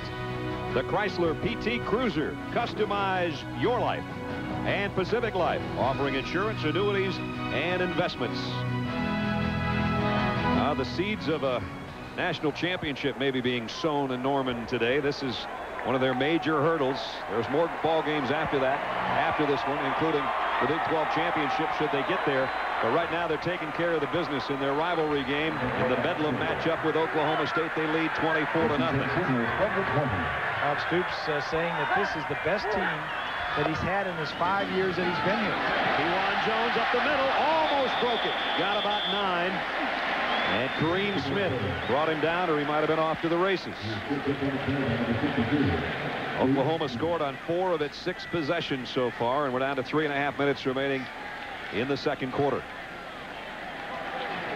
When you consider that there's a national championship mixed in as part of the group for Coach Stoops, you know it must be a pretty good team. That's exactly right. And that was a first down run by Kewan Jones. I thought he was stopped just short, but they mark it right at the 30-yard line. He'll stay in there at the tailback spot. Let's see if Jason White thinks about going up on top. That single coverage all the way up there. Now they'll keep it on the ground. They're doing pretty well with it, so they'll go with it. And about a 3-yard pickup for Kewan this time. Who holds the Oklahoma career record for most touchdowns scored is our Aflac trivia question. Do I ever get to go first? Go ahead. I got 2 guesses. It's either Billy Sims or Steve Owens. I'll say Steve Owens. I got to go with a Heisman. I'm going with Owens. Swanee? I'm standing on Owens Field. Why not? All right. That sounds good. If we're all wrong, we're wrong together. Yeah, that's true. That's true. And our Aflac trivia question, here he came. Steve Owens, one of the greats of all time. The Heisman Trophy winner. His senior season was 1969. 57 touchdowns. Oklahoma State with an interception. It's Kareem Smith. So Oklahoma just made a mistake. And finally, the Cowboys come up with a play they need. Strange how the defense for Oklahoma got the offense going, and now the defense for the Cowboys does something. It's a blitz, the great 51, and in the end, Smith did not blitz, did not rush the passer, picked it off, and sets up their offense. Well, this is an opportunity to try to sneak back in the ballgame a little bit for Oklahoma State. Look at the Oklahoma defense. They're trying to get the crowd into it. They don't want to give this up, even though the offense, their offense, handed it over in a great spot. Let's see if the Cowboys can take advantage. First down from the 16. Maybe to the 14 for Seymour Shaw. That is officially the first play they've run in Oklahoma territory. That other one didn't really even count because they got in and then were penalized and had to go back out before their last punt. Down to 2 minutes remaining in the half. 24-0. And Oklahoma State's got to get something out of this. Kareem Smith with an interception. Tatum Bell checks back in. And the ball just inside the 14-yard line. This is where Fields likes Rashawn Woods, who's to the top of your screen. He goes toward him. Makes the catch, but he's out of bounds. Yeah, he had 2 red shirts over there. Crimson shirts, I guess I should say. Double coverage on Rashawn. So he has been held in check today. Number 82 has a couple of short grabs. And that time, Josh Fields, you saw the pump fake, and then he waited just a half-second longer than he wanted to. By that time, Rashawn was almost out of bounds. Well, the corner was overplaying to the outside because he had help from the safety on the inside. Third down. And DeJuan Woods is in motion. That side. There's the pump fake, and now they go to DeJuan Woods. Broken up by Perkins. So 2 tries to Woods, 1 to Big Brother, 1 to Little Brother. Penalty marker down. Oklahoma stopped both those attempts.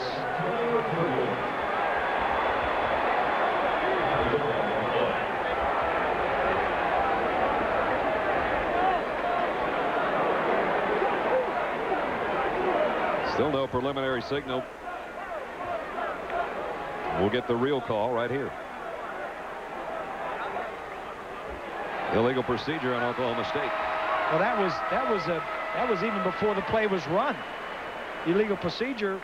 The play doesn't count then. That has to be a false start or something. Illegal formation on the offense. There were only 6 men on the line of scrimmage. Penalties declined. It's 4th down. There actually is no official illegal procedure anymore in college football. That's right. To be honest with you, they've made it more difficult. It's either illegal formation. Yeah. All the other things that it could possibly be. Offsides in the neutral zone. There used to be 1 call for it. Now there's about 4. And now they try a field goal. Luke Phillips will try a 31-yarder just to put Oklahoma State on the board. Just get on the board. And he's got it. So they needed something desperately to hang their hat on, or in this case, their helmets. And with 1:26 left in the half, at least it's not a 0 up there. 24-3 Oklahoma. Kareem Smith's interception at least turned into 3 points for Oklahoma State. Give them something to cheer about at halftime at least. Martin to kick off. This one dribbles down, bounces around, finally picked up by Rankins at the 6, and he only got out to about the 16. Let's take a look at our Chrysler passing playbook. All right, class, this is what we talk about. You hear us about talking blitz and zone and man coverage. The receiver's going to run a square in like this. Now, this is not a blitz, and this is not a man-to-man coverage. What this is zone coverage. You see the line, all the defensive guys. Here's one, there's a one here. Nobody is covering anybody man-to-man. They're covering an area, and that's what we call a zone. And Mark Clayton found that little spot to sit down in the back of the zone. Exactly what you need to do is when you see a zone, get into an open area and hang in that area. Oklahoma's had excellent field position all day long. This is one of their worst, starting at their own 16-yard line. Kewan Jones hit immediately by Greg Richmond, who sliced down from his defensive end position to make the stop. And only a pickup of a yard or 2. Coming up, the Capital One halftime show. John Terry and Craig will have all the scores and highlights from the other games. A look ahead to those of you viewing with us on the West Coast to a big game in the Pac-10 between Washington State and USC. So all that more is about a minute and 13 seconds away. Timeout here for Oklahoma State.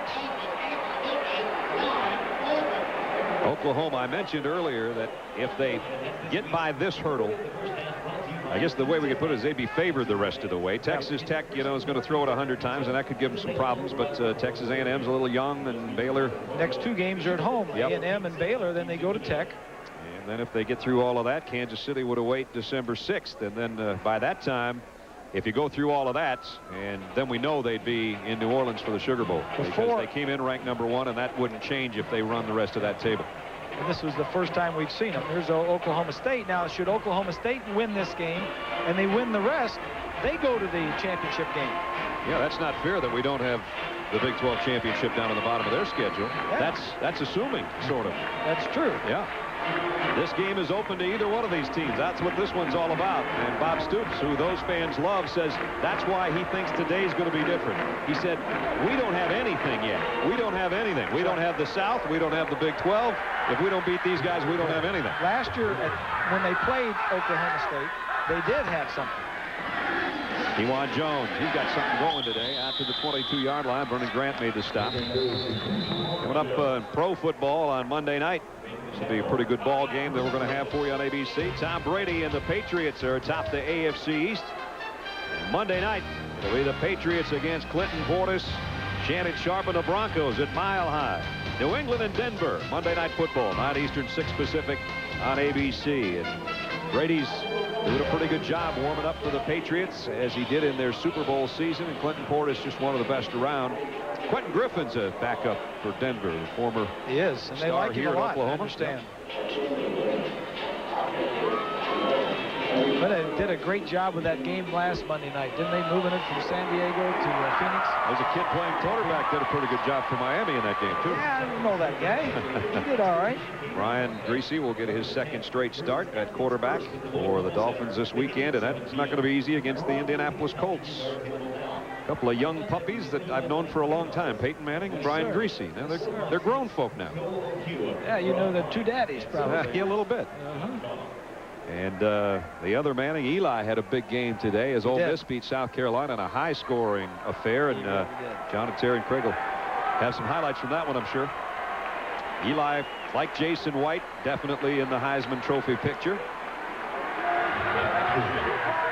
So far, White today has one touchdown pass at team on their last drive.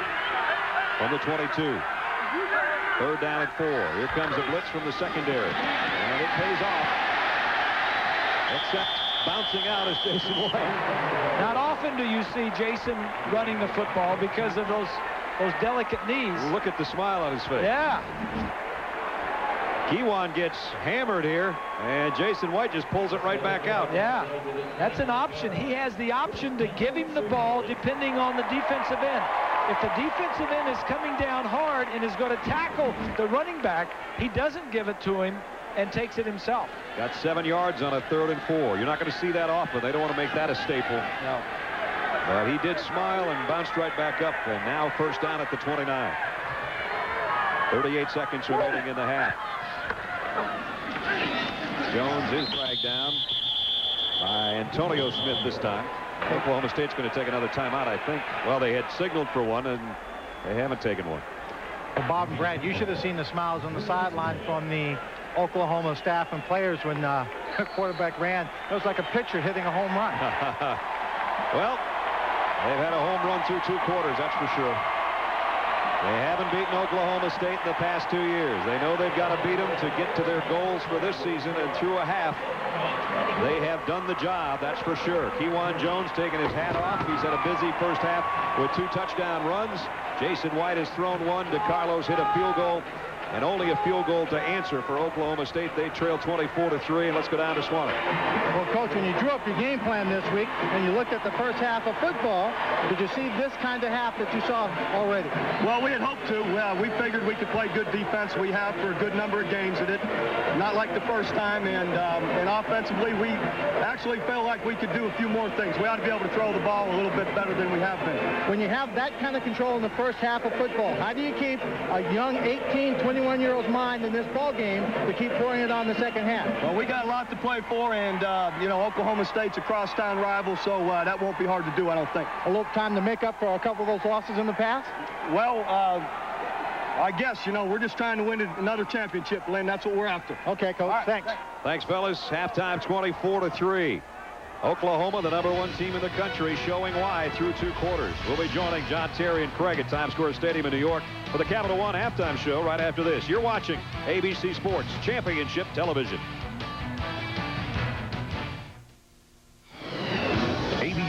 Sports welcomes you back to this week's BCS Spotlight game presented by ADT. In our BCS Spotlight game presented by ADT, the top-ranked team in the country at home, leading their arch rivals from Stillwater 24-3. Welcome back to Norman, everybody. Brad Nessler and Bob Greasy, that ADT championship trophy. Swanee showed it. Oklahoma looks like a team that wants to win it. They were the strongest team, in my opinion, before I had not seen them yet, and I have nothing to change my opinion. Well, they haven't been totally dominating, but the 2 turnovers killed Oklahoma State. Exactly, and the only points that Oklahoma State got was on a turnover. So, that's why they think somebody's got to block Cody, the defensive end for Oklahoma. They're not going to get anything done. He's got 3 sacks right now. Kewan Jones is the guy that's got a couple of touchdowns. The rest are field goals, and the Jason White touchdown to Brandon Jones. So we're set for the 3rd quarter, and the bad news for Oklahoma State is Oklahoma gets the ball first. That's Jawan Rankins. And the kickoff upcoming. So a lot of ground to make up for OSU. Cole Farden, the punter, will kick off. Overcast skies again after sunshine most of the first half. And the 3rd quarter underway. Nice kick by Farden way out of the back of the end zone. Hit the crossbar, as a matter of fact. So touchback, and we'll touch down with Swanee. Well, thank you, Brad. When I talked to Coach Les Miles coming out for halftime, he said what we have to do is find better ways to get the ball in the hands of number 82, Rashawn Woods. We've got to find our one-on-one opportunities. He feels like Oklahoma's playing a lot of cover 2, too deep, so they want to exploit that down the middle and obviously stay away from the turnovers. There's a lot of football left. As he told us earlier in the week, he is not going to be forced out of his game plan. He's going to stick with it. They do have to get it to 82. Rashawn Woods has only 2 catches for 9 yards at halftime, and they're going to have to find a way to get it to him if they're going to have a chance to come from behind. You saw what they do when they're trailing at half. And here's Kewan Jones on the first play of the 3rd quarter. Penalty markers down. Might be a holding call. It's thrown right in the thick of things, as Kewan would have had about 3 yards. But they might be taking this one back. And it is holding against Oklahoma.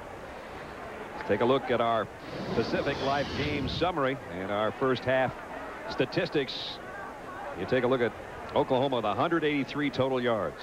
Well, the key thing is 3 sacks by Oklahoma and the 2 turnovers. Yeah, they've been sacked 3 times and then knocked the ball loose 1 time. But they've done nothing offensively. They've only got 43 yards, the Cowboys, offensively. All of those sacks have come from the guy they call Dangerous Dan.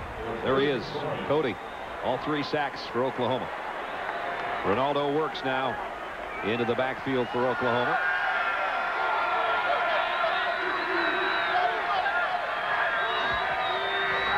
White's first pass, 3rd quarter, is intercepted. Touchdown!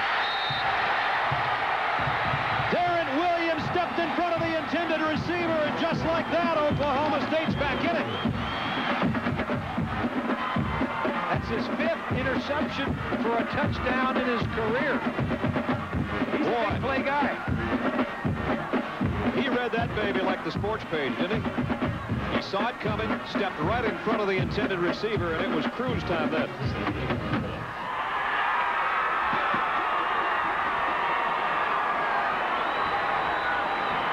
Luke Phillips in for the point after. Talk about changing the complexion in 1 play in a hurry. High snap. They got the placement down, and the extra point's no good. So that high snap didn't help the cause, but the touchdown does. They came out in a 3-man line, but look over here. It's a zone coverage. Darren Williams is on the outside. They're going to throw to the next guy in. They're trying to get the ball to this man right here, and Darren Williams right here sees it all the way and makes the play and turns it into 6 points. Extra point missed, but still it's 24-9. Here's another look. Inside receiver just going to run a little out. Now, when you're a quarterback, when you throw that route, the thing you got to worry about is just what happened. The corner on the outside, you got to make sure he turns and goes deep and not sit out there and do just exactly what he did. 2 bad throws by Jason White, Bob, going back to the end of the 2nd quarter. The field goal they got, remember Kareem Smith, he threw that one and shouldn't have, and this one, same story. Yeah. The The snap was high on the extra point, as I mentioned, and by the time they got it down, Phillips pushed it to the right. Yeah, and you hate that because what it does, you come out the first, you got some momentum going for the Cowboys, and then you're still stuttering because you got 6 points. No, you don't have 7. All right. So it's just a momentum thing. It could change what you do a little bit later on as far as having to go for 2 and all of that. So touchback again at Jason White, who has a touchdown pass but has 2 interceptions today. And he's only had 4 coming in for the whole season. So, you know, his confidence got to be a little bit shaken because of the interceptions. Well, this will rejuvenate that Oklahoma State defense, you can bet. There's the man that just scored the touchdown, and he'll go out and meet Mark Clayton at the top of the screen. 1st and 10, Oklahoma. Their lead's been sliced to 24-9. They'll go back to the ground game. Ronaldo works, broke 1 tackle, got 5, almost 6. Oklahoma's leaders offensively. You can see Jason White is struggling today. Kewan Jones has been their main weapon, and Clayton has 3 catches for 41 yards. There's Kewan. It looks like he kind of retched his back a little bit on that play where the holding call was made. He's trying to loosen it up. Meanwhile, Works back in there, the guy that started the game. 2nd down along 4 as Ronaldo got about 5.5 on that last carry. He'll try it again. Works, nice seal block. He's got the 1st down. Stiff arms his way out to the 34-yard line. And a little bit of activity going on the sideline. If you're Robert Jones or any Oklahoma State guy, if you're going to pick something, do it on your own sideline. You don't want to do it over there with all those guys in crimson and cream. Take a look at the block of the fullback on the great middle linebacker. It's going to be a little draw play right here. He blows him up right there into the hole, and he just jumps to the outside. Again, DeGrade is in there for Padgett McGee. That inside running spot. Oklahoma continues to try to run inside. Kyle Hicks, a defensive tackle, is not in the lineup today either. 1st down. So the penalty on the late hit that sat Ronaldo Works way over on the Oklahoma bench is costly for Oklahoma State. Moves it out to the 49-yard line. So 1st down, Oklahoma. Its own 49. No interceptions on their last 2 possessions. And while momentum hasn't swung completely, it's shifted a little bit to the guys in the orange and white. Works piled up as he crossed midfield. Got a couple. And defensively, like you said, you've taken the ball away from them the last 2 times. Now you don't want to help them with a cheap penalty on the sideline. You want to stop them here to get the ball back for your offense. You just came out, you know, Les Miles fired you up at halftime. You want to come out, play well defensively, and get it back for your offense. Brandon Jones has the touchdown catch of the day for Oklahoma. He's out to the right side with Rankins and Clayton to the left. Looking for Clayton is White. He's got it inside the 40. Still on his feet. Down to the 29-yard line. 20-yard pickup. 4th catch of the day for over 60 yards now for Clayton. Blitz would be great. The linebacker blitzes. That means single coverage in the secondary. That's Craig, number 3, with the bad knee, trying to cover the best receiver for the Sooners. And he came out holding his right arm after making that catch. I don't know if I want that happening.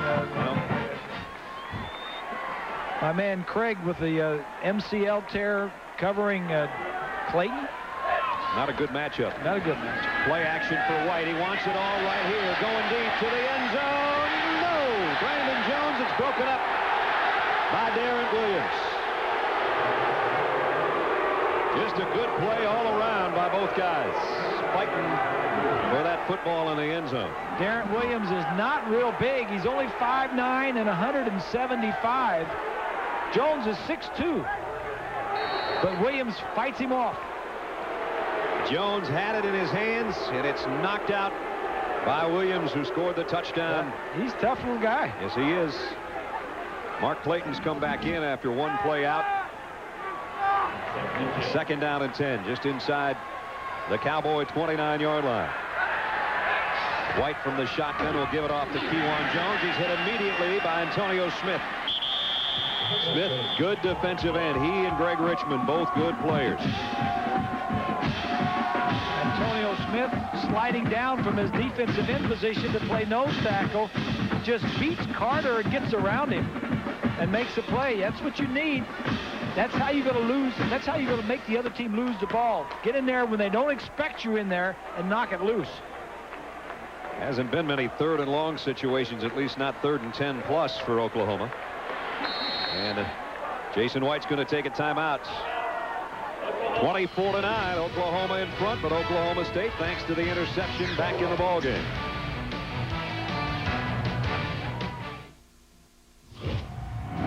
Darren Williams right now trying to keep Oklahoma State in this ball game. Leading that play for a touchdown, and then moments ago when it looked like Brandon Jones might have a shot at this one, he breaks it up. So he's doing his job. Hey, he's a good punt returner also. You know, everybody talks about Antonio Perkins, but Williams leads the conference and second in the nation in punt returns. Over 19 per return. White good on 3rd downs. 3rd and 11 here, though. Steps up and goes down. Oklahoma State's defense all over him. Kareem Smith and Antonio Smith are there. And now you wonder, Trey DiCarlo is a heck of a kicker, but is that out of field goal range? We'll find out here in a second. There hasn't been a decision made yet. And now there has been. It is 4th down and well, you got all 17. You got all kinds of possibilities for tricks here. Yep. Ferguson is in there. You have to think about fake punts. Bob Stoops notorious for that. But they will kick it. Trying to hang it down inside the 10, and boy, that's the way you do it. You just catch it. Mark Bradley fields it. 27-yard punt. More importantly, the catch at the 9-yard line. They don't miss a beat, do they? Good offense, good defense, special teams, good. Very impressive. So Oklahoma State, their offense hasn't done much so far today. Their defense is trying to keep them in the ball game, but their offensive leaders, very uncharacteristic of all of those guys. Well, they haven't thrown the ball very much, only 9 passes. And Badgema, the tight end, is the leading receiver. That's not good. No. Rashawn Woods, if you're asking, 2 catches, 9 yards. There he is, and he's strapping in with those gloves. First down, Cowboys, their own 9. Play fake, dangerous pass, hit. And it was Derek Strait who came in from the corner and got all the heat on Fields. See, there again, backed up. You got a team backed up. Attack. Bob Stoops. He's trying to get him to do something. And the official says he can't get out there. Intentional grounding. Intentional grounding would be a safety from the end zone. Yeah, this might be a penalty on Bob for being out on the field that long. I'm not quite sure what it's going to be.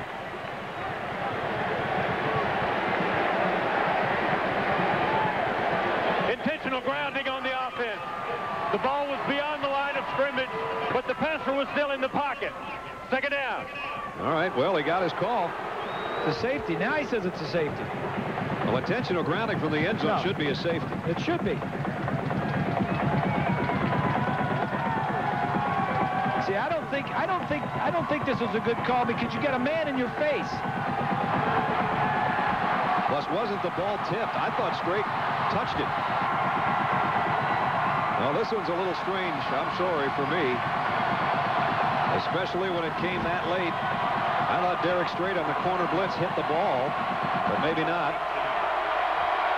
At any rate, it's intentional grounding. It isn't the safety. It's at the 1-yard line. I guess in college, the rule is different than the NFL. This might be a safety. Nope, Tatum Bell got out of there. Ooh, it was close. Cody had him zeroed in and missed him.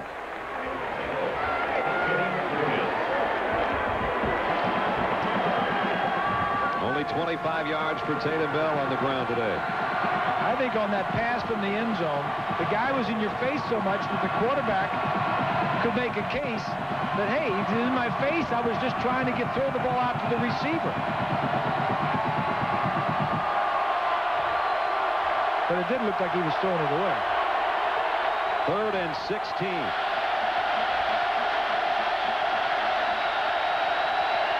Fields play action. Down the middle. Incomplete. Teddy Lehman broke it up. Intended for Badgemo, the tight end. I like the call.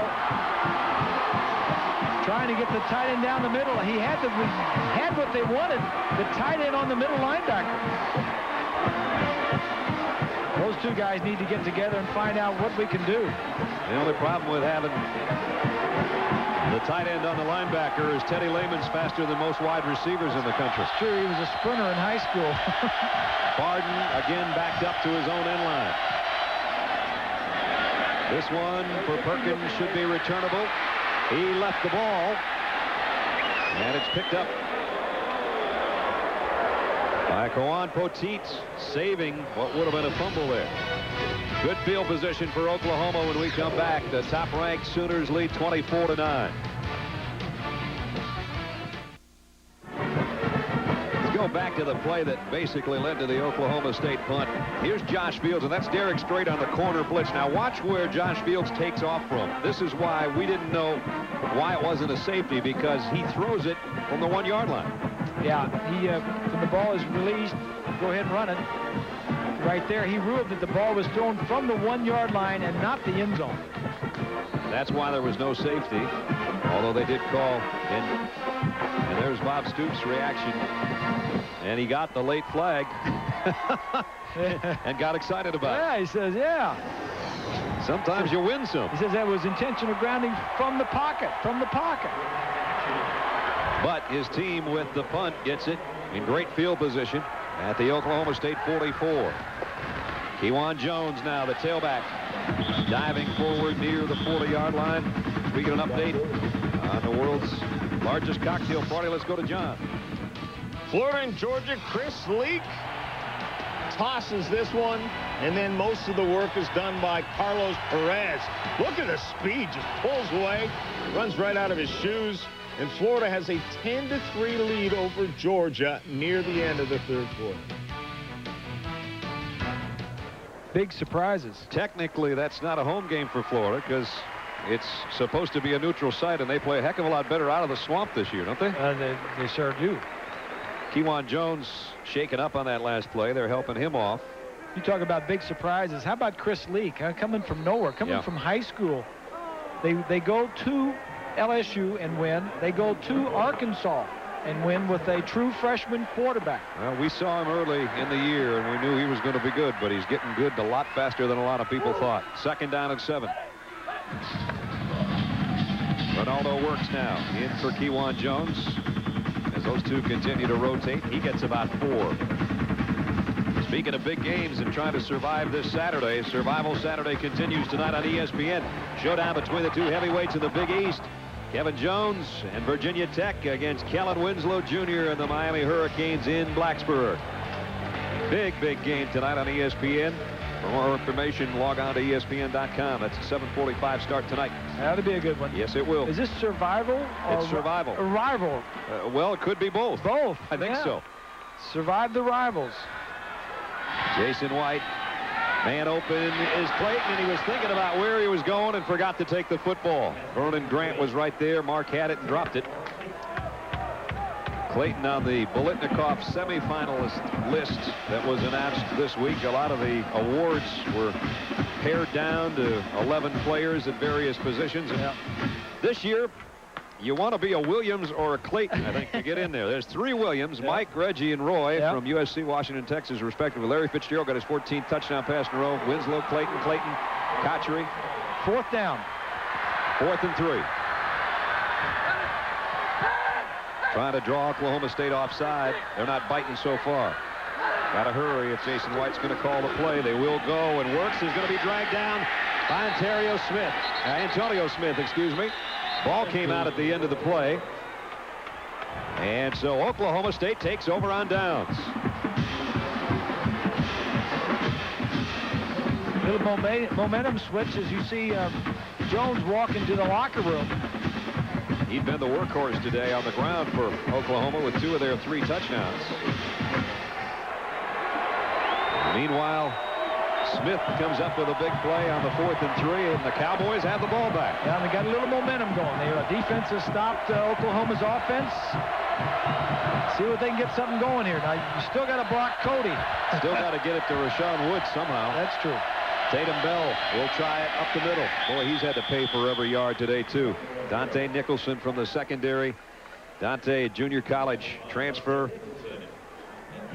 And they are very high on him. You know, you talk about hard-hitting safeties around Oklahoma, and everybody talks about Roy Williams, who's put his name where his money in his mouth was by basically building the new weight room on the indoor practice facility, and now he's already a star for the Dallas Cowboys. And they talk about Dante Nicholson, and they say, you know what? He could be that kind of player maybe someday. Fields off play action. Incomplete. Would have been a first down catch, and it was Dante Nicholson on Billy Badgema. Forcing the Cowboys to throw to Badgema, the tight end, and he's not having any success. Still double covering Woods on the outside. Well, Bob and Brad, this is the kind of game we talked about getting ready, doing our preparation. When you've got a guy like Woods, and he's going to draw that attention, part of his job is to keep that attention. The job for everybody else is to take advantage of 2 men covering him. Somebody else has got to step up. Josh Fields has missed his last 5 passes. Look out. Throws. This one never had a chance because of the pressure. And Brandon Shelby let Fields have it. And Oklahoma State held without a first down on 7 of their 9 drives today. They've only ran 3 plays in Oklahoma territory all day.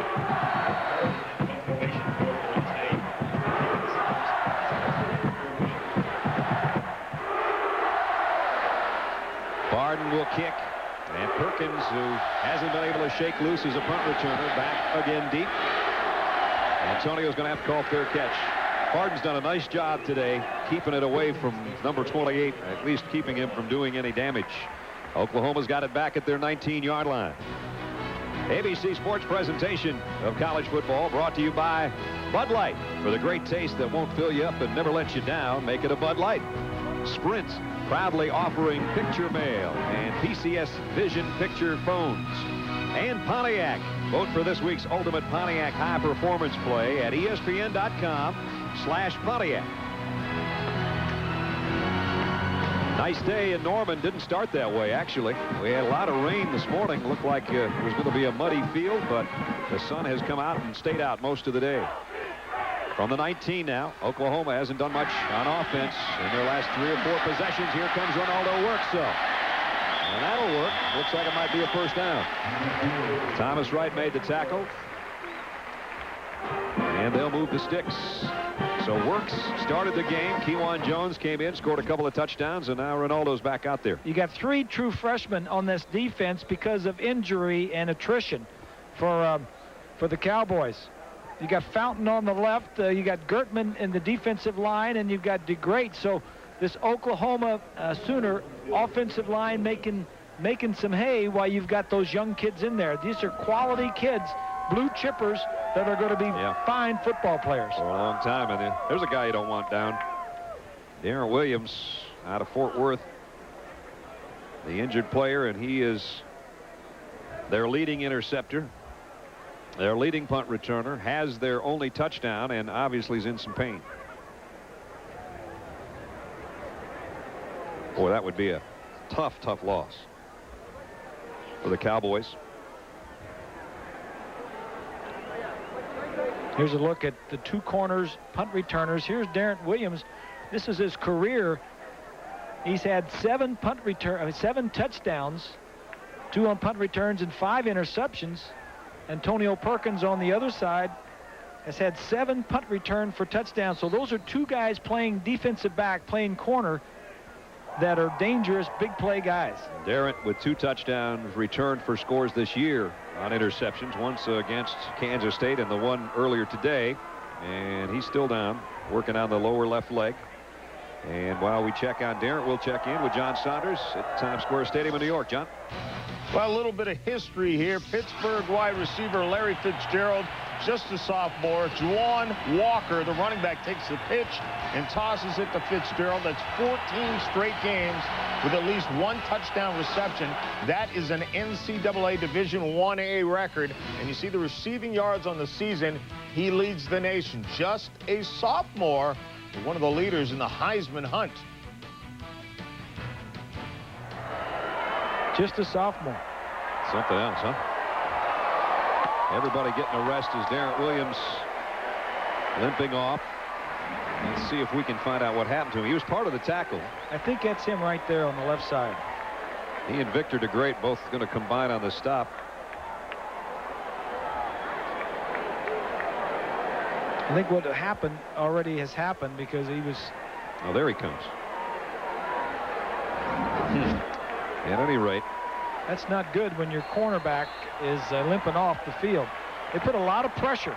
The Cowboys has put a lot of pressure on the cornerbacks in this defense. I'd be going after his replacement. That's Daniel McLemore, who's in to take his spot. Clayton's in motion across the field, but straight up the middle is Works. DeGreat got the hit on him.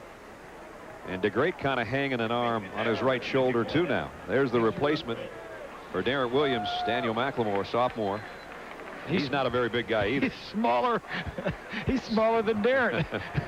He's 5'7" and 170. DeGreat, I mentioned, made the tackle and then just kind of hung his arm. And now he does go down to a knee.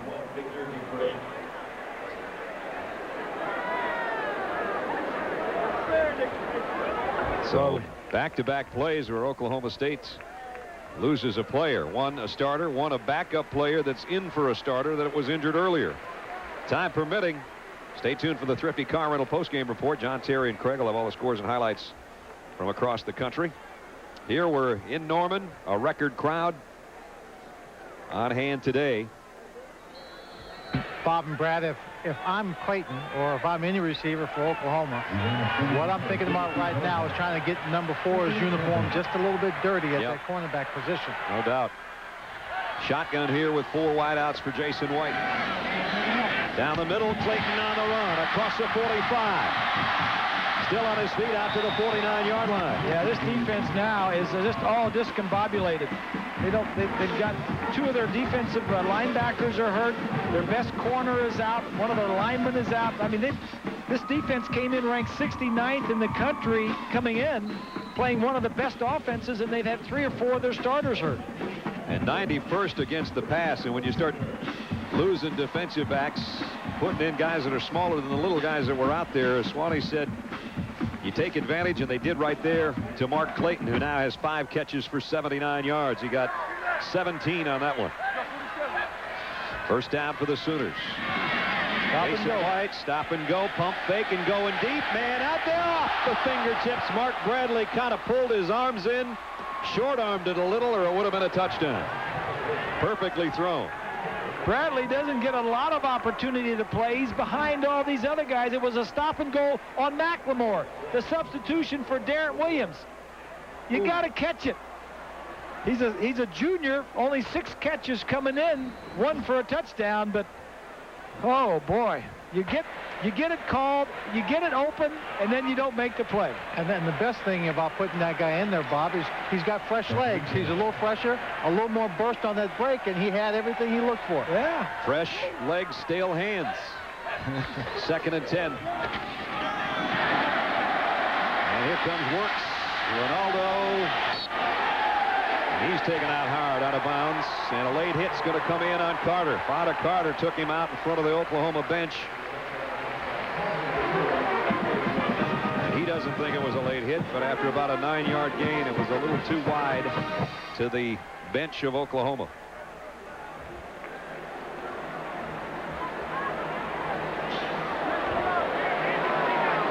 So tack on another 15 to the 9 he gained. Dead ball foul. A late hit out of bounds by the defense. 15-yard. Boy, those are tough ones. Yeah, when you try to tell the defense it wasn't on the guy that had it. No. It was on the other guy that came in and hit him late, and he was still in bounds when he made contact with him. It's always tough when the defense near the sideline says, you know, should I hit him? Should I pull back or what? Especially when you're going 80 miles an hour. So it moves it to the 27-yard line. First down, Oklahoma, leading 24-9 in the Bedlam battle here in Norman. Works up the middle. Still driving. Brought down as he got inside the 25.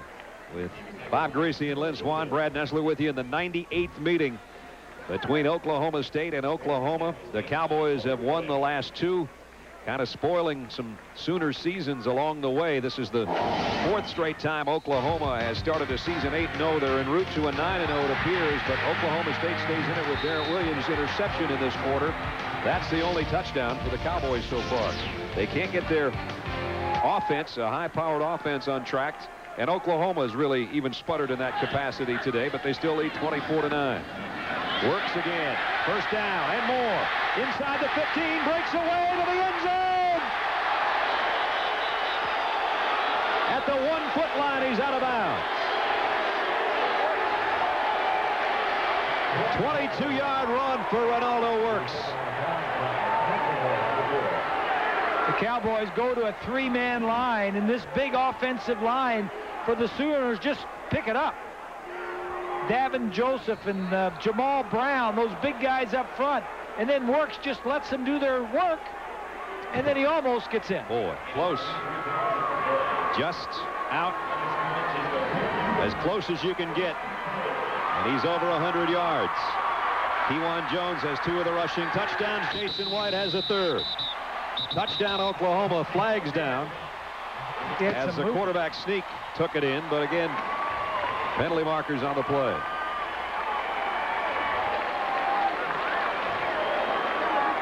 Offsides on the defense. Penalty decline. Touchdown. It's a touchdown for Jason White.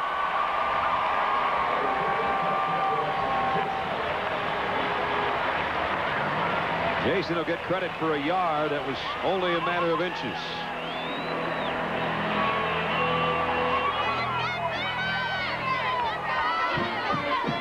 Carlo coming in. The Sooner fans and cheerleaders are happy because it's about to be 31-9. That caps an 81-yard march in 8 plays.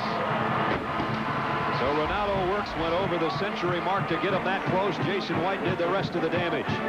Number 1 Oklahoma, 31-9.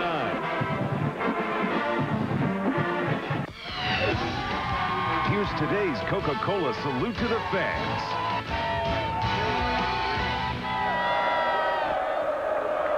Jason White, who's had 2 interceptions, a cut lip, and a 1-yard touchdown run today in our Pontiac drive summary. 81 yards, 8 plays. Ronaldo Works did quite a bit of it. Mark Clayton caught a couple of big balls, and Jason White took it in from a yard. Fumble on the kick return.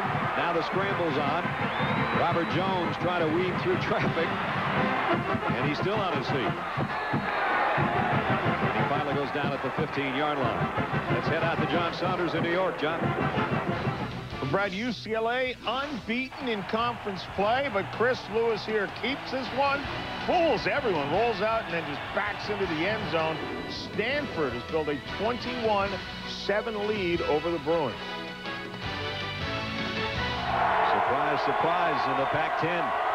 For many of you on the West Coast, you'll be seeing Washington State USC following our ball game. Right now, top-ranked Oklahoma showing why, 31-9. The Cowboys of Oklahoma State ranked 14th, first down at their own 15. Fields, the throw back to Woods, only his 3rd catch, and he's not going anywhere with it. The All-American who came in with the lofty numbers, and they just won't let him loose. Well, they didn't run him downfield. They just threw him a quick screen out there and say, shake loose. Didn't Tommy Harris make the tackle? I think he did. The defensive tackle for Oklahoma was at least in on it. Wide receiver screen. Poole is out there. Nicholson is out there. There comes number 97. He's not bad either, is he? One of the best.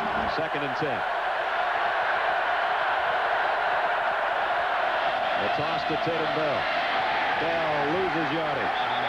Sooners swarming on Cody and Lehman and 7 of the 10 possessions for Oklahoma State have started at the 20 or inside their own, and you're going against one of the best defenses in the country. That's going to compute to not having many points. Dvoracek was the guy that got off the bottom of the pile, 94. He's their madman on that defensive line, and he is just crazed right now. Number 94. They call him Dirty D. He's getting down in the pits again on 3rd down and 11. Fields, quick throw. Finally, they got it to Woods. That's his longest catch of the day. Got it out to the 30-yard line. That was a good catch, too. The ball was a little behind him. And he made a nice catch and kept going with it. Prime's committed against Oklahoma in their pursuit of the national title the last 2 years. I guess so. Those numbers over the last 2 years we showed you earlier in the ballgame. Last year alone, 12 catches, 226 yards, and 3 touchdowns for Rashawn. And today only 25 yards on 4 catches. But that one got him a 1st down. The throw completes. Short gain, about 3 to Charlie Johnson, the tight end. Dante Nicholson again in on the stop. This defense of Oklahoma is really playing well. Mike Stoops and Brent Venables, the 2 co-defensive coordinators. There's a man in his face when he rolls out. There's a tight end coming across. He's got the short guy covered, and he's got Rashawn Woods covered deep. They got everything that the Cowboys are throwing at him. Fumble on the center quarterback exchange. Fields gets on top of it. Swanee? Well, Brad, Darren Williams, number 9, right there. You see him, hands on the bench. He's trying to stretch out his leg. His left leg has an ice pack about the calf area, and that's where the injury is. Obviously, with an ice pack on it, you don't anticipate he's back in the ballgame. All right, Swanee, thanks. 2:42, clock ticking, 3rd down and 9. Every 3rd down is huge now for Oklahoma State because time becomes a factor, and they trail 31 to 9. Here comes a blitz. Fields steps in and throws. Almost intercepted. Derek Strait bobbling it, couldn't hold it. Time to punt.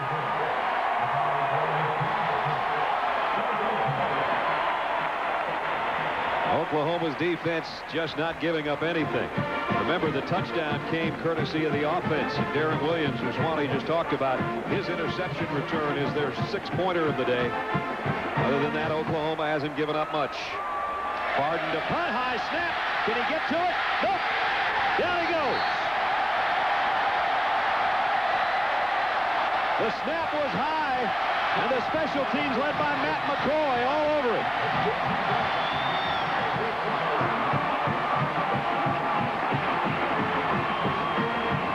Little sugar and little love for your special team players.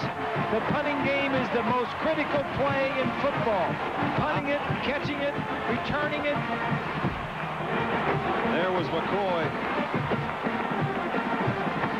Just doing the little things well in the big games. A little snap to your punter. Maybe land up too short. Maybe he didn't. Maybe the punt was too high. Just having somebody back there pressuring the punter all the time. Peoples and that guy McCoy, the guy that smothered the punter. Now it's 1st down, Oklahoma with another opportunity. Just outside the 17. End around, an option to Mark Bradley. Wants to throw. Got a man open. Payton. Touchdown.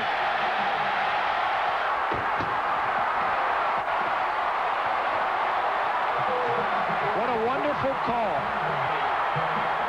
You get a big play by your special teams, and you go for the throat. That's Oklahoma. That's just good coaching, good preparation. Your defense is the best in the nation. Your offense is second scoring in the nation. They don't have anything to rate the special teams, but this is one of the best groups in the nation also. The Carlos kick is right down the middle. A stunned group of Cowboys now. They had worked their way in the early part of the 3rd quarter back in the game. Here's where they're going to go. They're going to go down here and get him the ball, and this is the man that's going to get it back on the reverse. Not only that, they're bringing in an option look. Yeah. Now the defensive back's right here. This guy and sees the reverse coming, and he's got to come up and force. Both defensive backs come up, and they let the receiver run deep. Clayton makes the catch. That's just, you've got to be ready and prepared. That's check long. Those ponies are getting tired. Chuck Long up, and have that play ready to go. You've got organized. You've got big plays, turnovers. All right, let's tackle. And he had that play called, ready to go. They execute it, and they do it. It's very impressive. Bob Stoops and his program, it's been that way since he got here. You know why they're good on special teams? He just caught a touchdown pass. Now he's got to go on kick cover. Yeah. Yeah. They play their best guys. And you look down that line, you'll see some other starters on that line.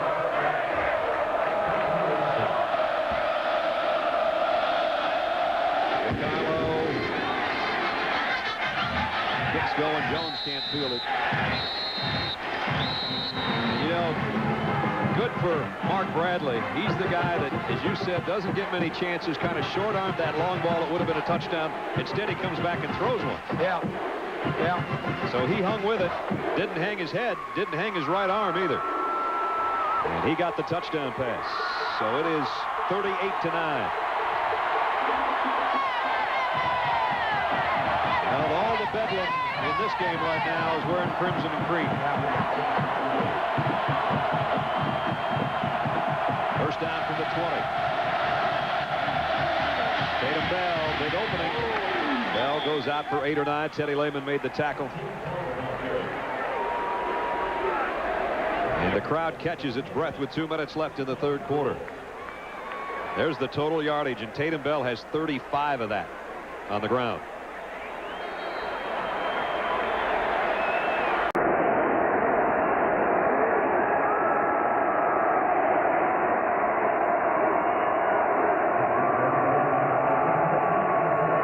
Second down and a yard at the 29 for Oklahoma State. They're going to give it to the fullback, and he's going to rumble for a first down. Sean Willis. Teddy Lehman holding on to his ankles to bring him down. Teddy Lehman, All-American. Last year was one of the finalists for the Butkus Award. The year before that, Rocky Chalmers, who played with Teddy in that same linebacking corps for Oklahoma, won the Butkus honor. And they feel like this guy is a guy that can do it as well. Another guy that was on that list was injured early in the year, Lance Mitchell, the middle linebacker, is not with this crew. Right up the middle for about 4 yards goes the running back Tatum Bell. Yep, Mike Stoops and Brent Venables in talking with us, talking about Lance Mitchell and what a big loss it was. He was the middle linebacker and the leading tackler. And those two guys said, you know what? If we didn't lose Lance, it would be real tough for anybody to move the football at all on us. And that's saying quite a bit. Because they're having trouble today, much less... This offense that was averaging 40 points, over 40 coming in, has not scored on this defense today, except for a field goal. Second down at 6. Nice little pitch play. Cody tried to make the tackle on Bell, but Tatum got the sideline. Still going down. All the way down before he's knocked out of bounds at about the 8-yard line. And they have been waiting all day for that one to bust loose. Tatum Bell, who's a big play running back and has many of these kinds of runs this year, finally gets 3 for 46. They're running it on Cody, the defensive end that's been making plays all day. The ball is snapped. They're going to fake it inside. Now, he came in, tried to make the play inside. He can't do both. Well, at least normal defensive ends can't do both. That's right. He tried and almost made the play. Well, they finally bump him out. Rodney Poole got him, but not before he got to the 16-yard line. First down, Cowboys. Fields gives it to Bell again. Trying to pick his way and lost a yard. And Cody didn't give up on this one. He made sure. Cody came over to make the stop from his right defensive end position. Missed him one time, didn't miss him a second time. Cody is not the best defensive lineman on that. Tommy Harris who has no stats, number 97, who is cheerleading right there, is the number one guy, but he doesn't lead in any category defensively, but he's the one that attracts all the offensive linemen that allows everybody else to make plays. He's the number one guy. Oklahoma's the number one team. They're showing why. It's 38-9. You're watching the VCS Spotlight game presented by ADT. Our presentation of college football will continue after this message and a word from our ABC stations. 2001, 2 years ago, came down to the final 2 minutes. Rashawn Woods from Josh Fields, and when the smoke cleared, the Cowboys left Norman riding high. 2002, different year, same result. Rashawn Woods had a field day, left the Sooners in his wake, and Oklahoma State reveled in squashing Oklahoma's title dreams for a second straight year. Doesn't look like it's going to happen in 03. It's Oklahoma 38-9 as we start the fourth quarter.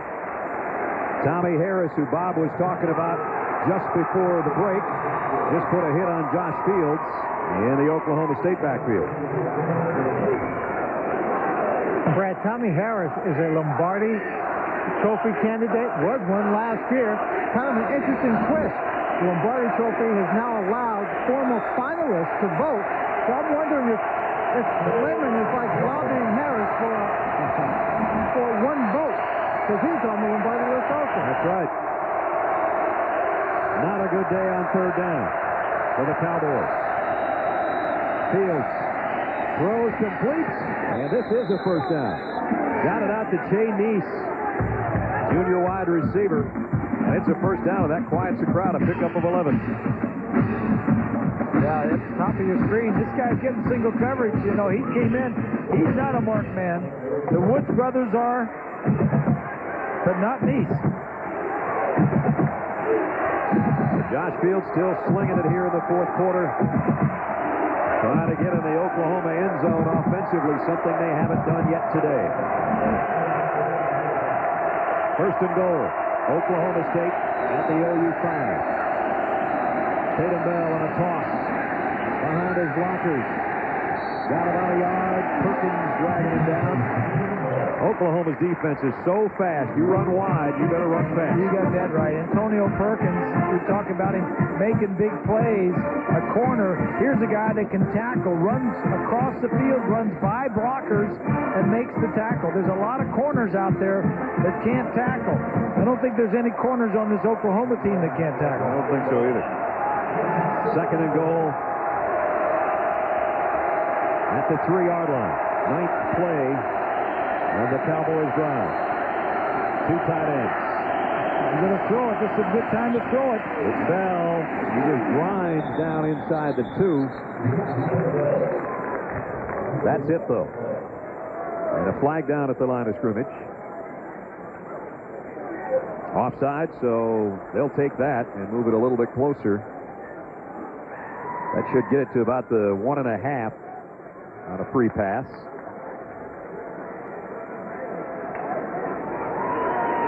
Somebody must have lined up. There's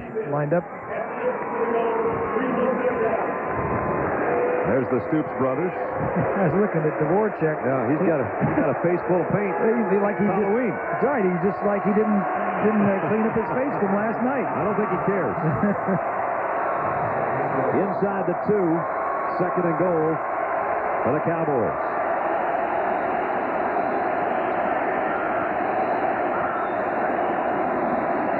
Play action. Fields rolling out. He might keep it. He will. Didn't get there. It's good defense. Nobody got out initially. Nobody got out as a receiver, and Fields was out there with nobody to throw it to. Josh is not a slow guy. He's a baseball player for Oklahoma State as well. When he finally decides, he thinks he's going to get there. But here's the speed we talked about. Eric Strait said, I don't think so. Not this time. And that's not the kind of slide you want to do either. Baseball's a lot safer than football. I ain't going to hit you in that game. Third and goal.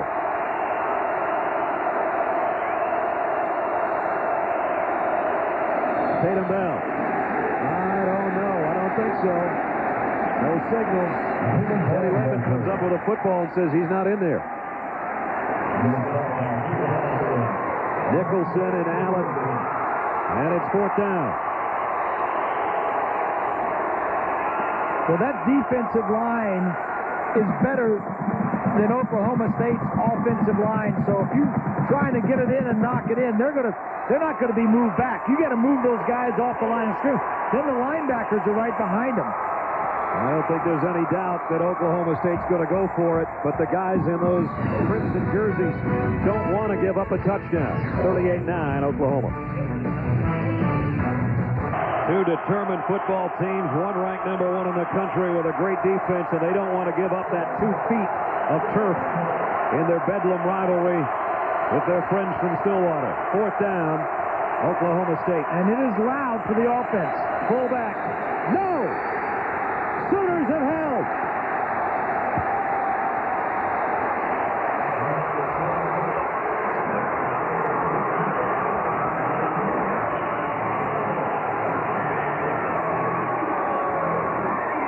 Mike Stoops can finally smile.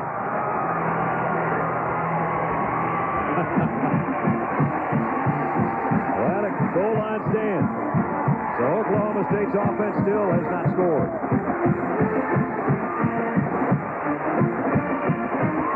I'm not wild about the call because when you give it to the front guy, and it was a quick count also, it's just, you're better off giving it to the second guy. For the offense, they don't particularly like the position on the field, but they'll take it. And it's Kewan Jones bouncing out almost to the 5. Somebody gets penetration over here on the left side. One of those red shirts. I think that's Harris, 97, gets all the way across the formation. Yeah, he just blew it up. That was looked like it was Harris. Gayron Allen and Lehman were there. Yeah. The final 2 guys to clean up. So that proud group on the defensive front with their linebacking friends stopped the touchdown. Kewan Jones plowing off right guard out to about the 7. So between Kewan and Ronaldo Works today, they've done quite a job. They're going to be in that 200-yard category again as a tandem. They've got 168 or so right now together. Well, this is the best football team we've seen this year, Brad. Do you agree? Yep, it is. I mean, they're in all phases. We've seen Miami, we've seen Florida State, we've seen a lot of them, but we thought this one was the best. And you can watch all the tape in the world, but until you watch them run sideline to sideline on defense and all the weapons they've got on offense, they're pretty good. Jason White, not complete to Will Peoples. And Peoples down at about the 17. That's where his knee went down. One team that I'm looking forward to seeing is USC, Southern Cal. I know Oklahoma is good. We've seen them now. We've seen Miami. We've seen Florida State. We're going to see Southern California in a couple of weeks. Georgia we're going to see probably later on in the season also. So by the time the season gets over with, we'll be seeing all of the top teams. And a lot of you will see that USC team following our game. If you're on the West Coast, you'll see them against Washington State, and that ain't no day at the beach. Kewan Jones, he's just spinning his way for all he can. Check this one. Well, Brett, as we watch the Oklahoma offense move the ball out of their end zone, keep in mind that young man right there is Jeremy Schmidt. He is the director of sports enhancement for Oklahoma, their weight, strength, and conditioning coach. And Bob Stoops says there is no way our football team is ever as good as it has been or can be without the work of that man. When they came in here 4 years ago, the first time he got these young kids and worked them out, they went through about 30 minutes, and there were kids who were getting sick and the whole deal, and they were clapping their hands saying, boy, that was a great workout. Jerry looked at him and said, that wasn't the workout. That was the stretching and warming up period. And then he began to work in earnest with these guys. He actually has these kids more than most of their assistant coaches in the off-season and summer training programs, and they have been specifically working on their explosiveness off the ball. And we've seen a tremendous effort by the defensive line and offensive line in that area. They've been disruptive. They're in the backfield. And one of the guys who praises Jerry Schmidt more than anybody else is the guy who's been having a great ball game today, Dan Cody. He says without his work ethic, without this guy helping him out, he says he wouldn't be the player he is today. You see, Coach Schmidt was exhaling, inhaling. He's puffing and huffing and puffing with a 29-point lead. Swanee didn't he tell us that he'd been at other schools that had won national championships? Well, he had the full-time director at Notre Dame and at Florida with Stoops. So we've always given Stoops credit for being a very intelligent coach and getting the best people. Misplaced. He did not leave him at Florida. It's because of that man right there. He won those championships, maybe. Well, put it this way. He says he's as important as any other assistant coach he has. Yeah, that's right. 10 minutes and 16 seconds. A very intense sideline from every one of those assistant coaches. A third down and a yard for Oklahoma here with a big lead of 38-9. Still have not allowed Oklahoma State's offense to penetrate their goal line. And as it starts to get dark in Norman, Oklahoma, the season is going to be brighter and brighter when this day's over for the Sooners. Kewan Jones got the first down. Lamore knocked him off his pins, but Kewan keeps it going. This might be a day when Kewan Jones and Ronaldo Works both get 100. Speaking of the BCS, Brad, were you as surprised as I was that Florida State moved up to number 3? I think we all sort of were. Yeah. And now today they're against Notre Dame. The last time we heard they're playing like maybe they belong there, but I don't know. We've seen them lose, so. Yeah, I was surprised they moved ahead of Southern California. 9.5 minutes remaining. Jason White to Kewan Jones again. And Kewan, another good game. There's the Bowl Championship Series standings brought to you by Allstate. Oklahoma's not going to move. Miami plays Virginia Tech tonight. Florida State winning today, or they haven't yet, but they are very close. Georgia's in a struggle with Florida. USC plays later on ABC against Washington State. I think Ohio State just got beat. Did they? They're trailing. It's not done. Okay. Long ball, Brandon Jones. Got him. Touchdown.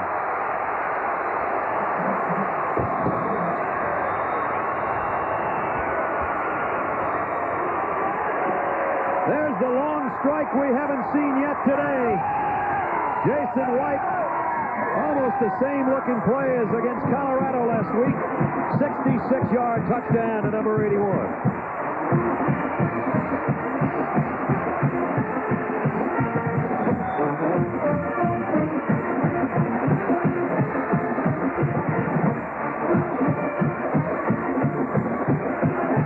Longest play from scrimmage this year for Oklahoma. There's a happy quarterback who had a couple interceptions earlier that sort of tarnished his day, but I don't think he'll worry about them too much. When you've got a defense as strong as this one, you don't have to worry about making too many mistakes on offense. DiCarlo's extra point is good. Top-ranked Oklahoma trying to pay back their rivals from Stillwater, and they're doing it in a variety of ways today, including the long ball. Oklahoma 45-9. ABC Sports presentation of college football brought to you by Miller High Life. To live simply, proudly, boldly, manly. This is the High Life. Verizon Wireless, we never stop working for you. The Principal Financial Group, we understand what you're working for. And Chevy Silverado, it's the right truck. So Oklahoma strikes again, and they take it on their longest scoring drive of the year. 99 yards. They cap it with a 66-yard touchdown pass. Defense stops them at the 1-foot line, and the offense takes it the other way. Yeah, it was actually 99.5. You're right. So he's going to fake a pitch back here. Here's Jones. He's just going to go straight down the middle of the secondary.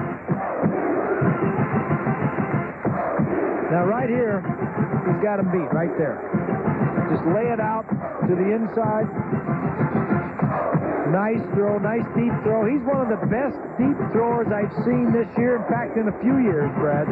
He can get it out there, and he's climbing the charts, too, in Oklahoma annals in the passing category, that's for sure. As with his touchdown passes today, he's got 27 now. Here's Josh Fields trying to get himself one. And overshot his intended receiver, Vernon Morency, the fullback. Total yardage, Oklahoma over 400 now, and their 6 touchdowns. They did it on the ground, they did it with special teams and defense, and through the air. Look at the number of plays. 72 plays to 48 for Oklahoma State. By the way, if you're thinking about the championship year and how great a year Josh Heupel had that season for Oklahoma, he and Jason White, at the end of 8 games, each had 25 touchdown passes. So Jason's keeping right along pace, and Josh, of course, was in the Heisman hunt that year when they went down and won the championship from Florida State. Time permitting, stay tuned for the Thrifty Car Rental postgame report. John Terry and Craig will have all the scores and highlights from across the country. So Jason White, a couple blips on the radar today, but he had a quarterback sneak, threw a couple touchdown passes. Teddy Lehman and the defense doing their job at Oklahoma in front 45-9. 3rd and 6 for the Cowboys. The throw tipped and intercepted. Picked off by Dante Nicholson.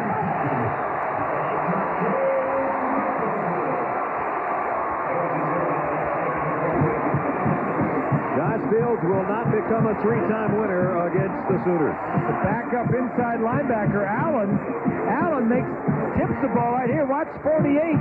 Right there, he's the inside linebacker that tips it in the air. And number 8, Nicholson, does the old tip drill. You know what? I think Perkins might have even gotten a little bit of a hand on it to tip it to Dante Nicholson. So Oklahoma coming back out with Paul Thompson at quarterback. Jason White's day is done. And Hickson in at the tailback spot, so some fresh legs in for the Sooners. And with that, Hickson just driving. He wants to play now, too. That's the offensive line that's driving. That's those big uglies up there, Sims and Shashawn, Carter, Joseph, and Jamal Brown. That one was behind Joseph and Brown for the most part. And Jason White, big smile on his face. A guy from little town, less than a half an hour outside of town, Tuttle, Oklahoma, as Swanee mentioned earlier, just became the number 4 passer all time, passing Nate Hibble, who he played behind after having back-to-back knee surgeries.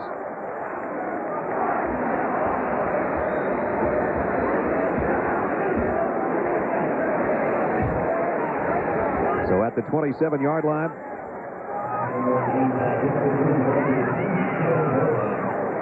first down at the 27.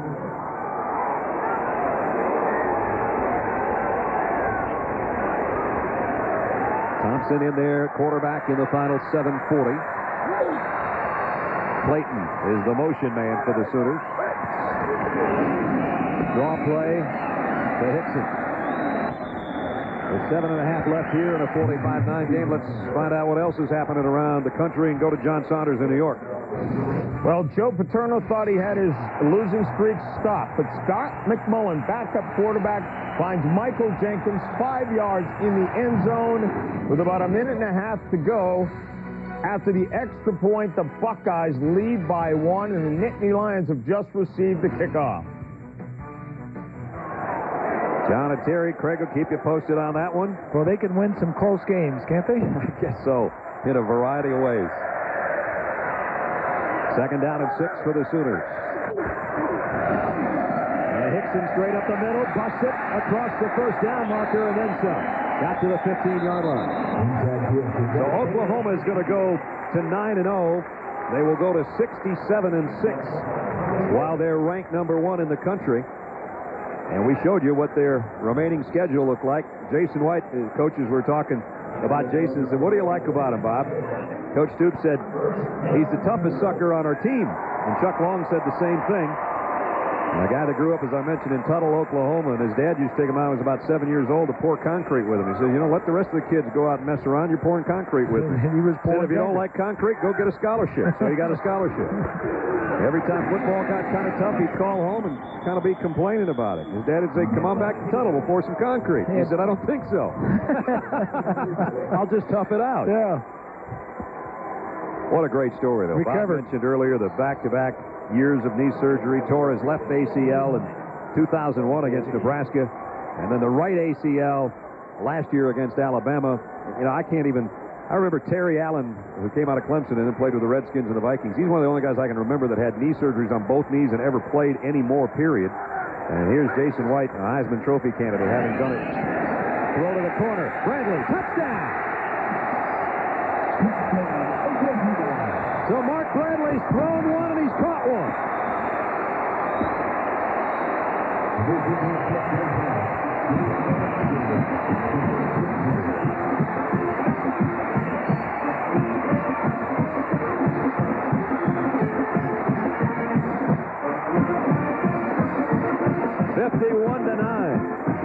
Bradley is 6'2", and he's working the single coverage over there on Jones, who is 5'11". Just a jump ball. DiCarlo in for the point after. It's good. And the last 2 years, the memories and the bitter memories, the nightmares of the past two bedlams, the Sooners fans are about ready to celebrate now.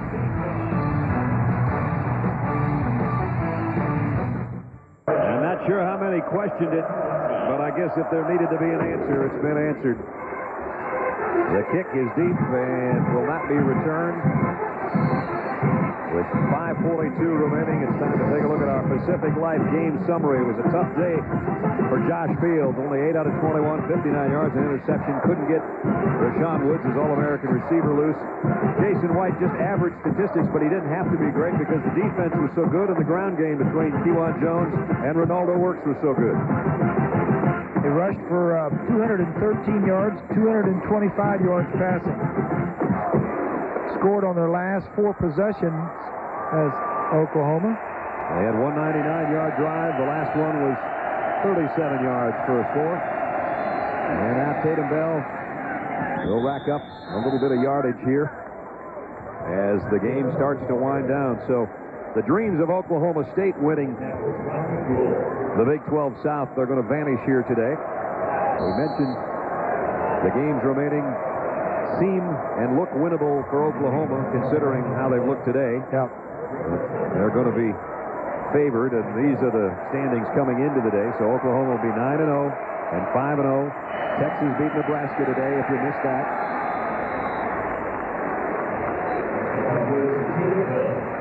So the Big 12 starting to take shape a little bit. Texas, their only conference blemish was to Oklahoma. They got throttled by the Sooners.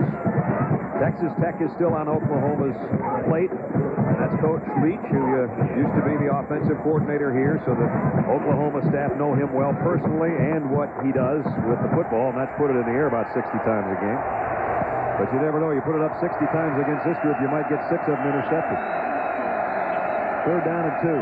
Full back. And nice leg drive by Sean Willis. He's got the first down. Teddy Lehman made the stop. Oklahoma, not just in football right now, but they are a well-rounded sports program in all facets here in Norman. They've done a marvelous job with the facilities around Memorial Stadium, the new indoor facility, the new weight room that Roy Williams basically donated. And we were here about 3 years ago against Nebraska, I guess, when the seeds were laying to put out to try to raise the money to upgrade the facilities. And Joe Castiglione, their athletic director, has done a heck of a job with not only the football team and keeping Bob Stoops happy, but they all kind of work together. It's kind of a family atmosphere. Calvin Sampson came in 2 timeouts ago, the head coach of the basketball team. Sherry Coles, the women's coach, has had her team in the Final Four. So when you get both your basketball teams in the Final Four in the last 2 years, you have a national championship 3 years ago from this guy and another one maybe on the way. Your sports program's in pretty good shape. Yeah, he said, talking to Bob the other day, he says, when you got a president like David Bourne and an athletic director like Joe Castiglione says life is good. He's getting players, they're winning. Makes you a happy coach. Tatum Bell is going to get some yardage that'll add to his 1,000-yard-plus season coming in, as Tatum had a great year, really great year, back-to-back 1,000-yard seasons, and only 3 guys in Oklahoma State history have ever done that. David Thompson and Terry Miller are the other two. A lot of you probably thought Thurman Thomas or Barry Sanders. Thurman did have a couple 1,000-yard seasons, but they were in 85 and 87. And just don't forget Oklahoma State and Les Miles, the outstanding job that he has done over there. They came into this ball game winning 13 of their last 15 games, 7 of those in a row. He was a disciple of Bo Schembechler at the University of Michigan, and he has just brought this team around very nicely. Sure has. And they're going to continue to get better, Brad and Bob. I mean, as you pointed out earlier, Bob, he's done a great job. Blue chip recruits coming into the program. Receivers like Rashawn Woods, Bell, Fields, all the guys who have come to this program who helped build this program, they'll continue to get better. But on the other side, Bob Stoops understands that at Oklahoma, in order for them to continue to reach the goals that they have, they've got to dominate games like this against good coaches like Les Miles. Yep. And I hope, talking about guys coming back and what they'll have next year, as Tatum goes again. Ohio State is, you see on the bottom of your screen, has just beaten Penn State in a nail-biter, 21-20. Penn State led most of the game, and Ohio State pulled it out. So Ohio State's got a big date next week with Michigan State. The one thing I was going to say is, talking about the good players, and it's just a personal opinion, I hope Josh Fields comes back. He doesn't have to. He's a great baseball player, and it's draft time in Major League Baseball for him this year. Yeah. And he's only a junior, and I hope number 13 comes back, because we've seen him play so well in so many games. It wasn't today to be, but he's a good one. Well, even on the other side, the quarterback Jason White, who is a fifth-year senior, they're talking about the possibility of he could come back. He could apply for a medical hardship. That's exactly the reason the NCAA put that rule in, because of the 2 knee injuries he suffered, and he could come back with this talented group around him as a 6-year senior if he so chose.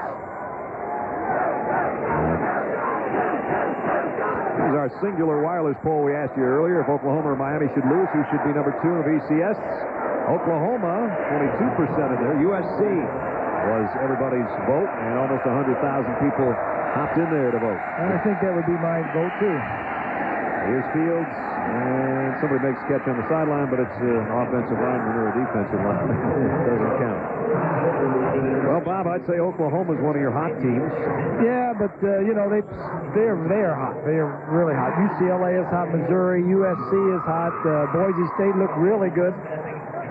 Michigan is hot. And then your boy, he did the other night. We're doing all sports here now.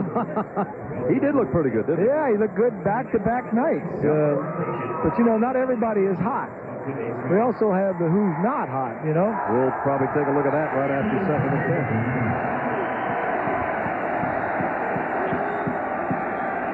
10. Fields throws complete to Willis, the fullback. Okay, so who's not hot? Well, you hate to knock anybody. But, you know, just some teams just aren't very hot. Wisconsin has lost a couple of games. Penn State lost a tough one today. So LeBron is hot, but his team's not. That's it. I like the way you think.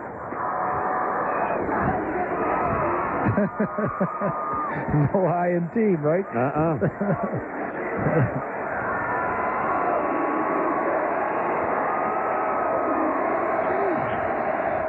Final couple minutes here in Norman. Still bringing the blitz. Down goes Fields. And that one's Aaron Allen. And he also had Dante Nicholson coming off the corner as well. This will be a happy group in Norman tonight. It is a record crowd. We told you that coming in, that it would set a record. And Brent Venables says, let's just play it safe here. Let's not do anything crazy. 84,027 is our attendance today. That is a new record. We got a timeout with 1:16 remaining. It's 52-9. Oklahoma in front. Final 1:16 in Norman. 52-9. Barden in the punter on a 4th down. 4th down, a long 5.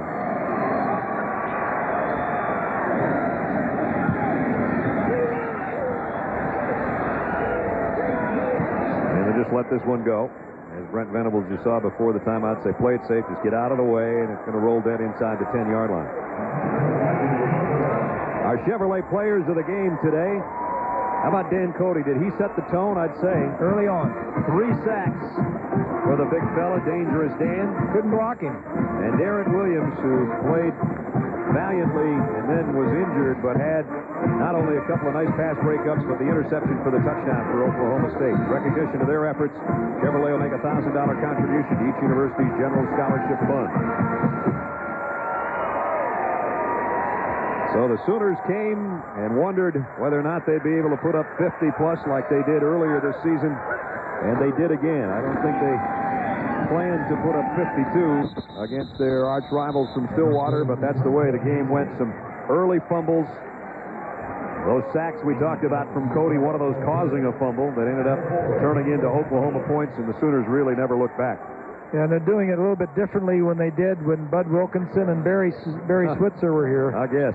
When they had the offensive linemen and the option and the wishbone and the running backs, the best players on this offense right now are their wide receivers and a quarterback that can get the ball deep to them. You know those players are happy for that coach, as Bob now will go to 3-2 against Oklahoma State. And might not have been a monkey on his back the past couple of years, but it was bothersome to some, and they don't have to bother to worry about it now. Because Bedlam has come to Norman, Oklahoma in the Sooners' favor. They win it easily, 52-9. Yep, they look like they're number 1. And there's the two coaches, a lot of respect for each other. And Lynn Swan is in the herd down there. Wally may or may not get Coach Stoops. The Les Miles team falls to 7-2 overall in the end of a 7-game winning streak. Now let's go down to Swan. Well, Coach, the fireworks are going off behind you. You game planned it. You executed. Is this the most dominating performance of your team this year? Probably. We like it when there's a lot on the line. And give credit to our assistant coaches. Our defense was just incredible. They had them prepared. And our offense, too. We're close on a few other plays, having a few more touchdowns. They really had a good plan. When we talked to you and your coordinators on Friday, we talked about the line of scrimmage, and you said, and your coaches said, you had to win it there for your team to come out on top. Always. You've got to be able to, to stop other opponents from running the football on you. We ran the ball really well on offense, and that's a big part of the game, but we were also excellent in our coverage on defense, our pressure on the quarterback. And, again, we were close on some other big plays passes, but I really appreciate our players and coaches. You said Cody had a sprained ankle coming to this ball game, and he played this well. He's got to sprain the other ankle. That was big getting him back. Glad we rested him last week. He's a great player, and he showed up and got great pressure. And, again, I appreciate our players and coaches. They had an excellent effort. Well, Coach, as you said, you win this ball game, which is a big ball game. It means there are bigger ball games down the road. That's right, and that's how you like them. All right, Coach, thank you. Appreciate it. Bob Stoops' team on this Halloween weekend, and they put it on the Oklahoma State Cowboys 52-9 in the Bedlam game, the 98th annual. Monday night at 9 Eastern, the AFC East leading Patriots battle the Denver Broncos on ABC's Monday Night Football. Once again, our final score, all number 1 Oklahoma, 52-9 over 14th ranked Oklahoma State. ABC Sports is online at ESPN.com. For Bob Greasy, Lynn Swan, and our ABC crew, I'm Brad Nessler saying so long from Norman, Oklahoma. This has been a presentation of ABC Sports Championship Television.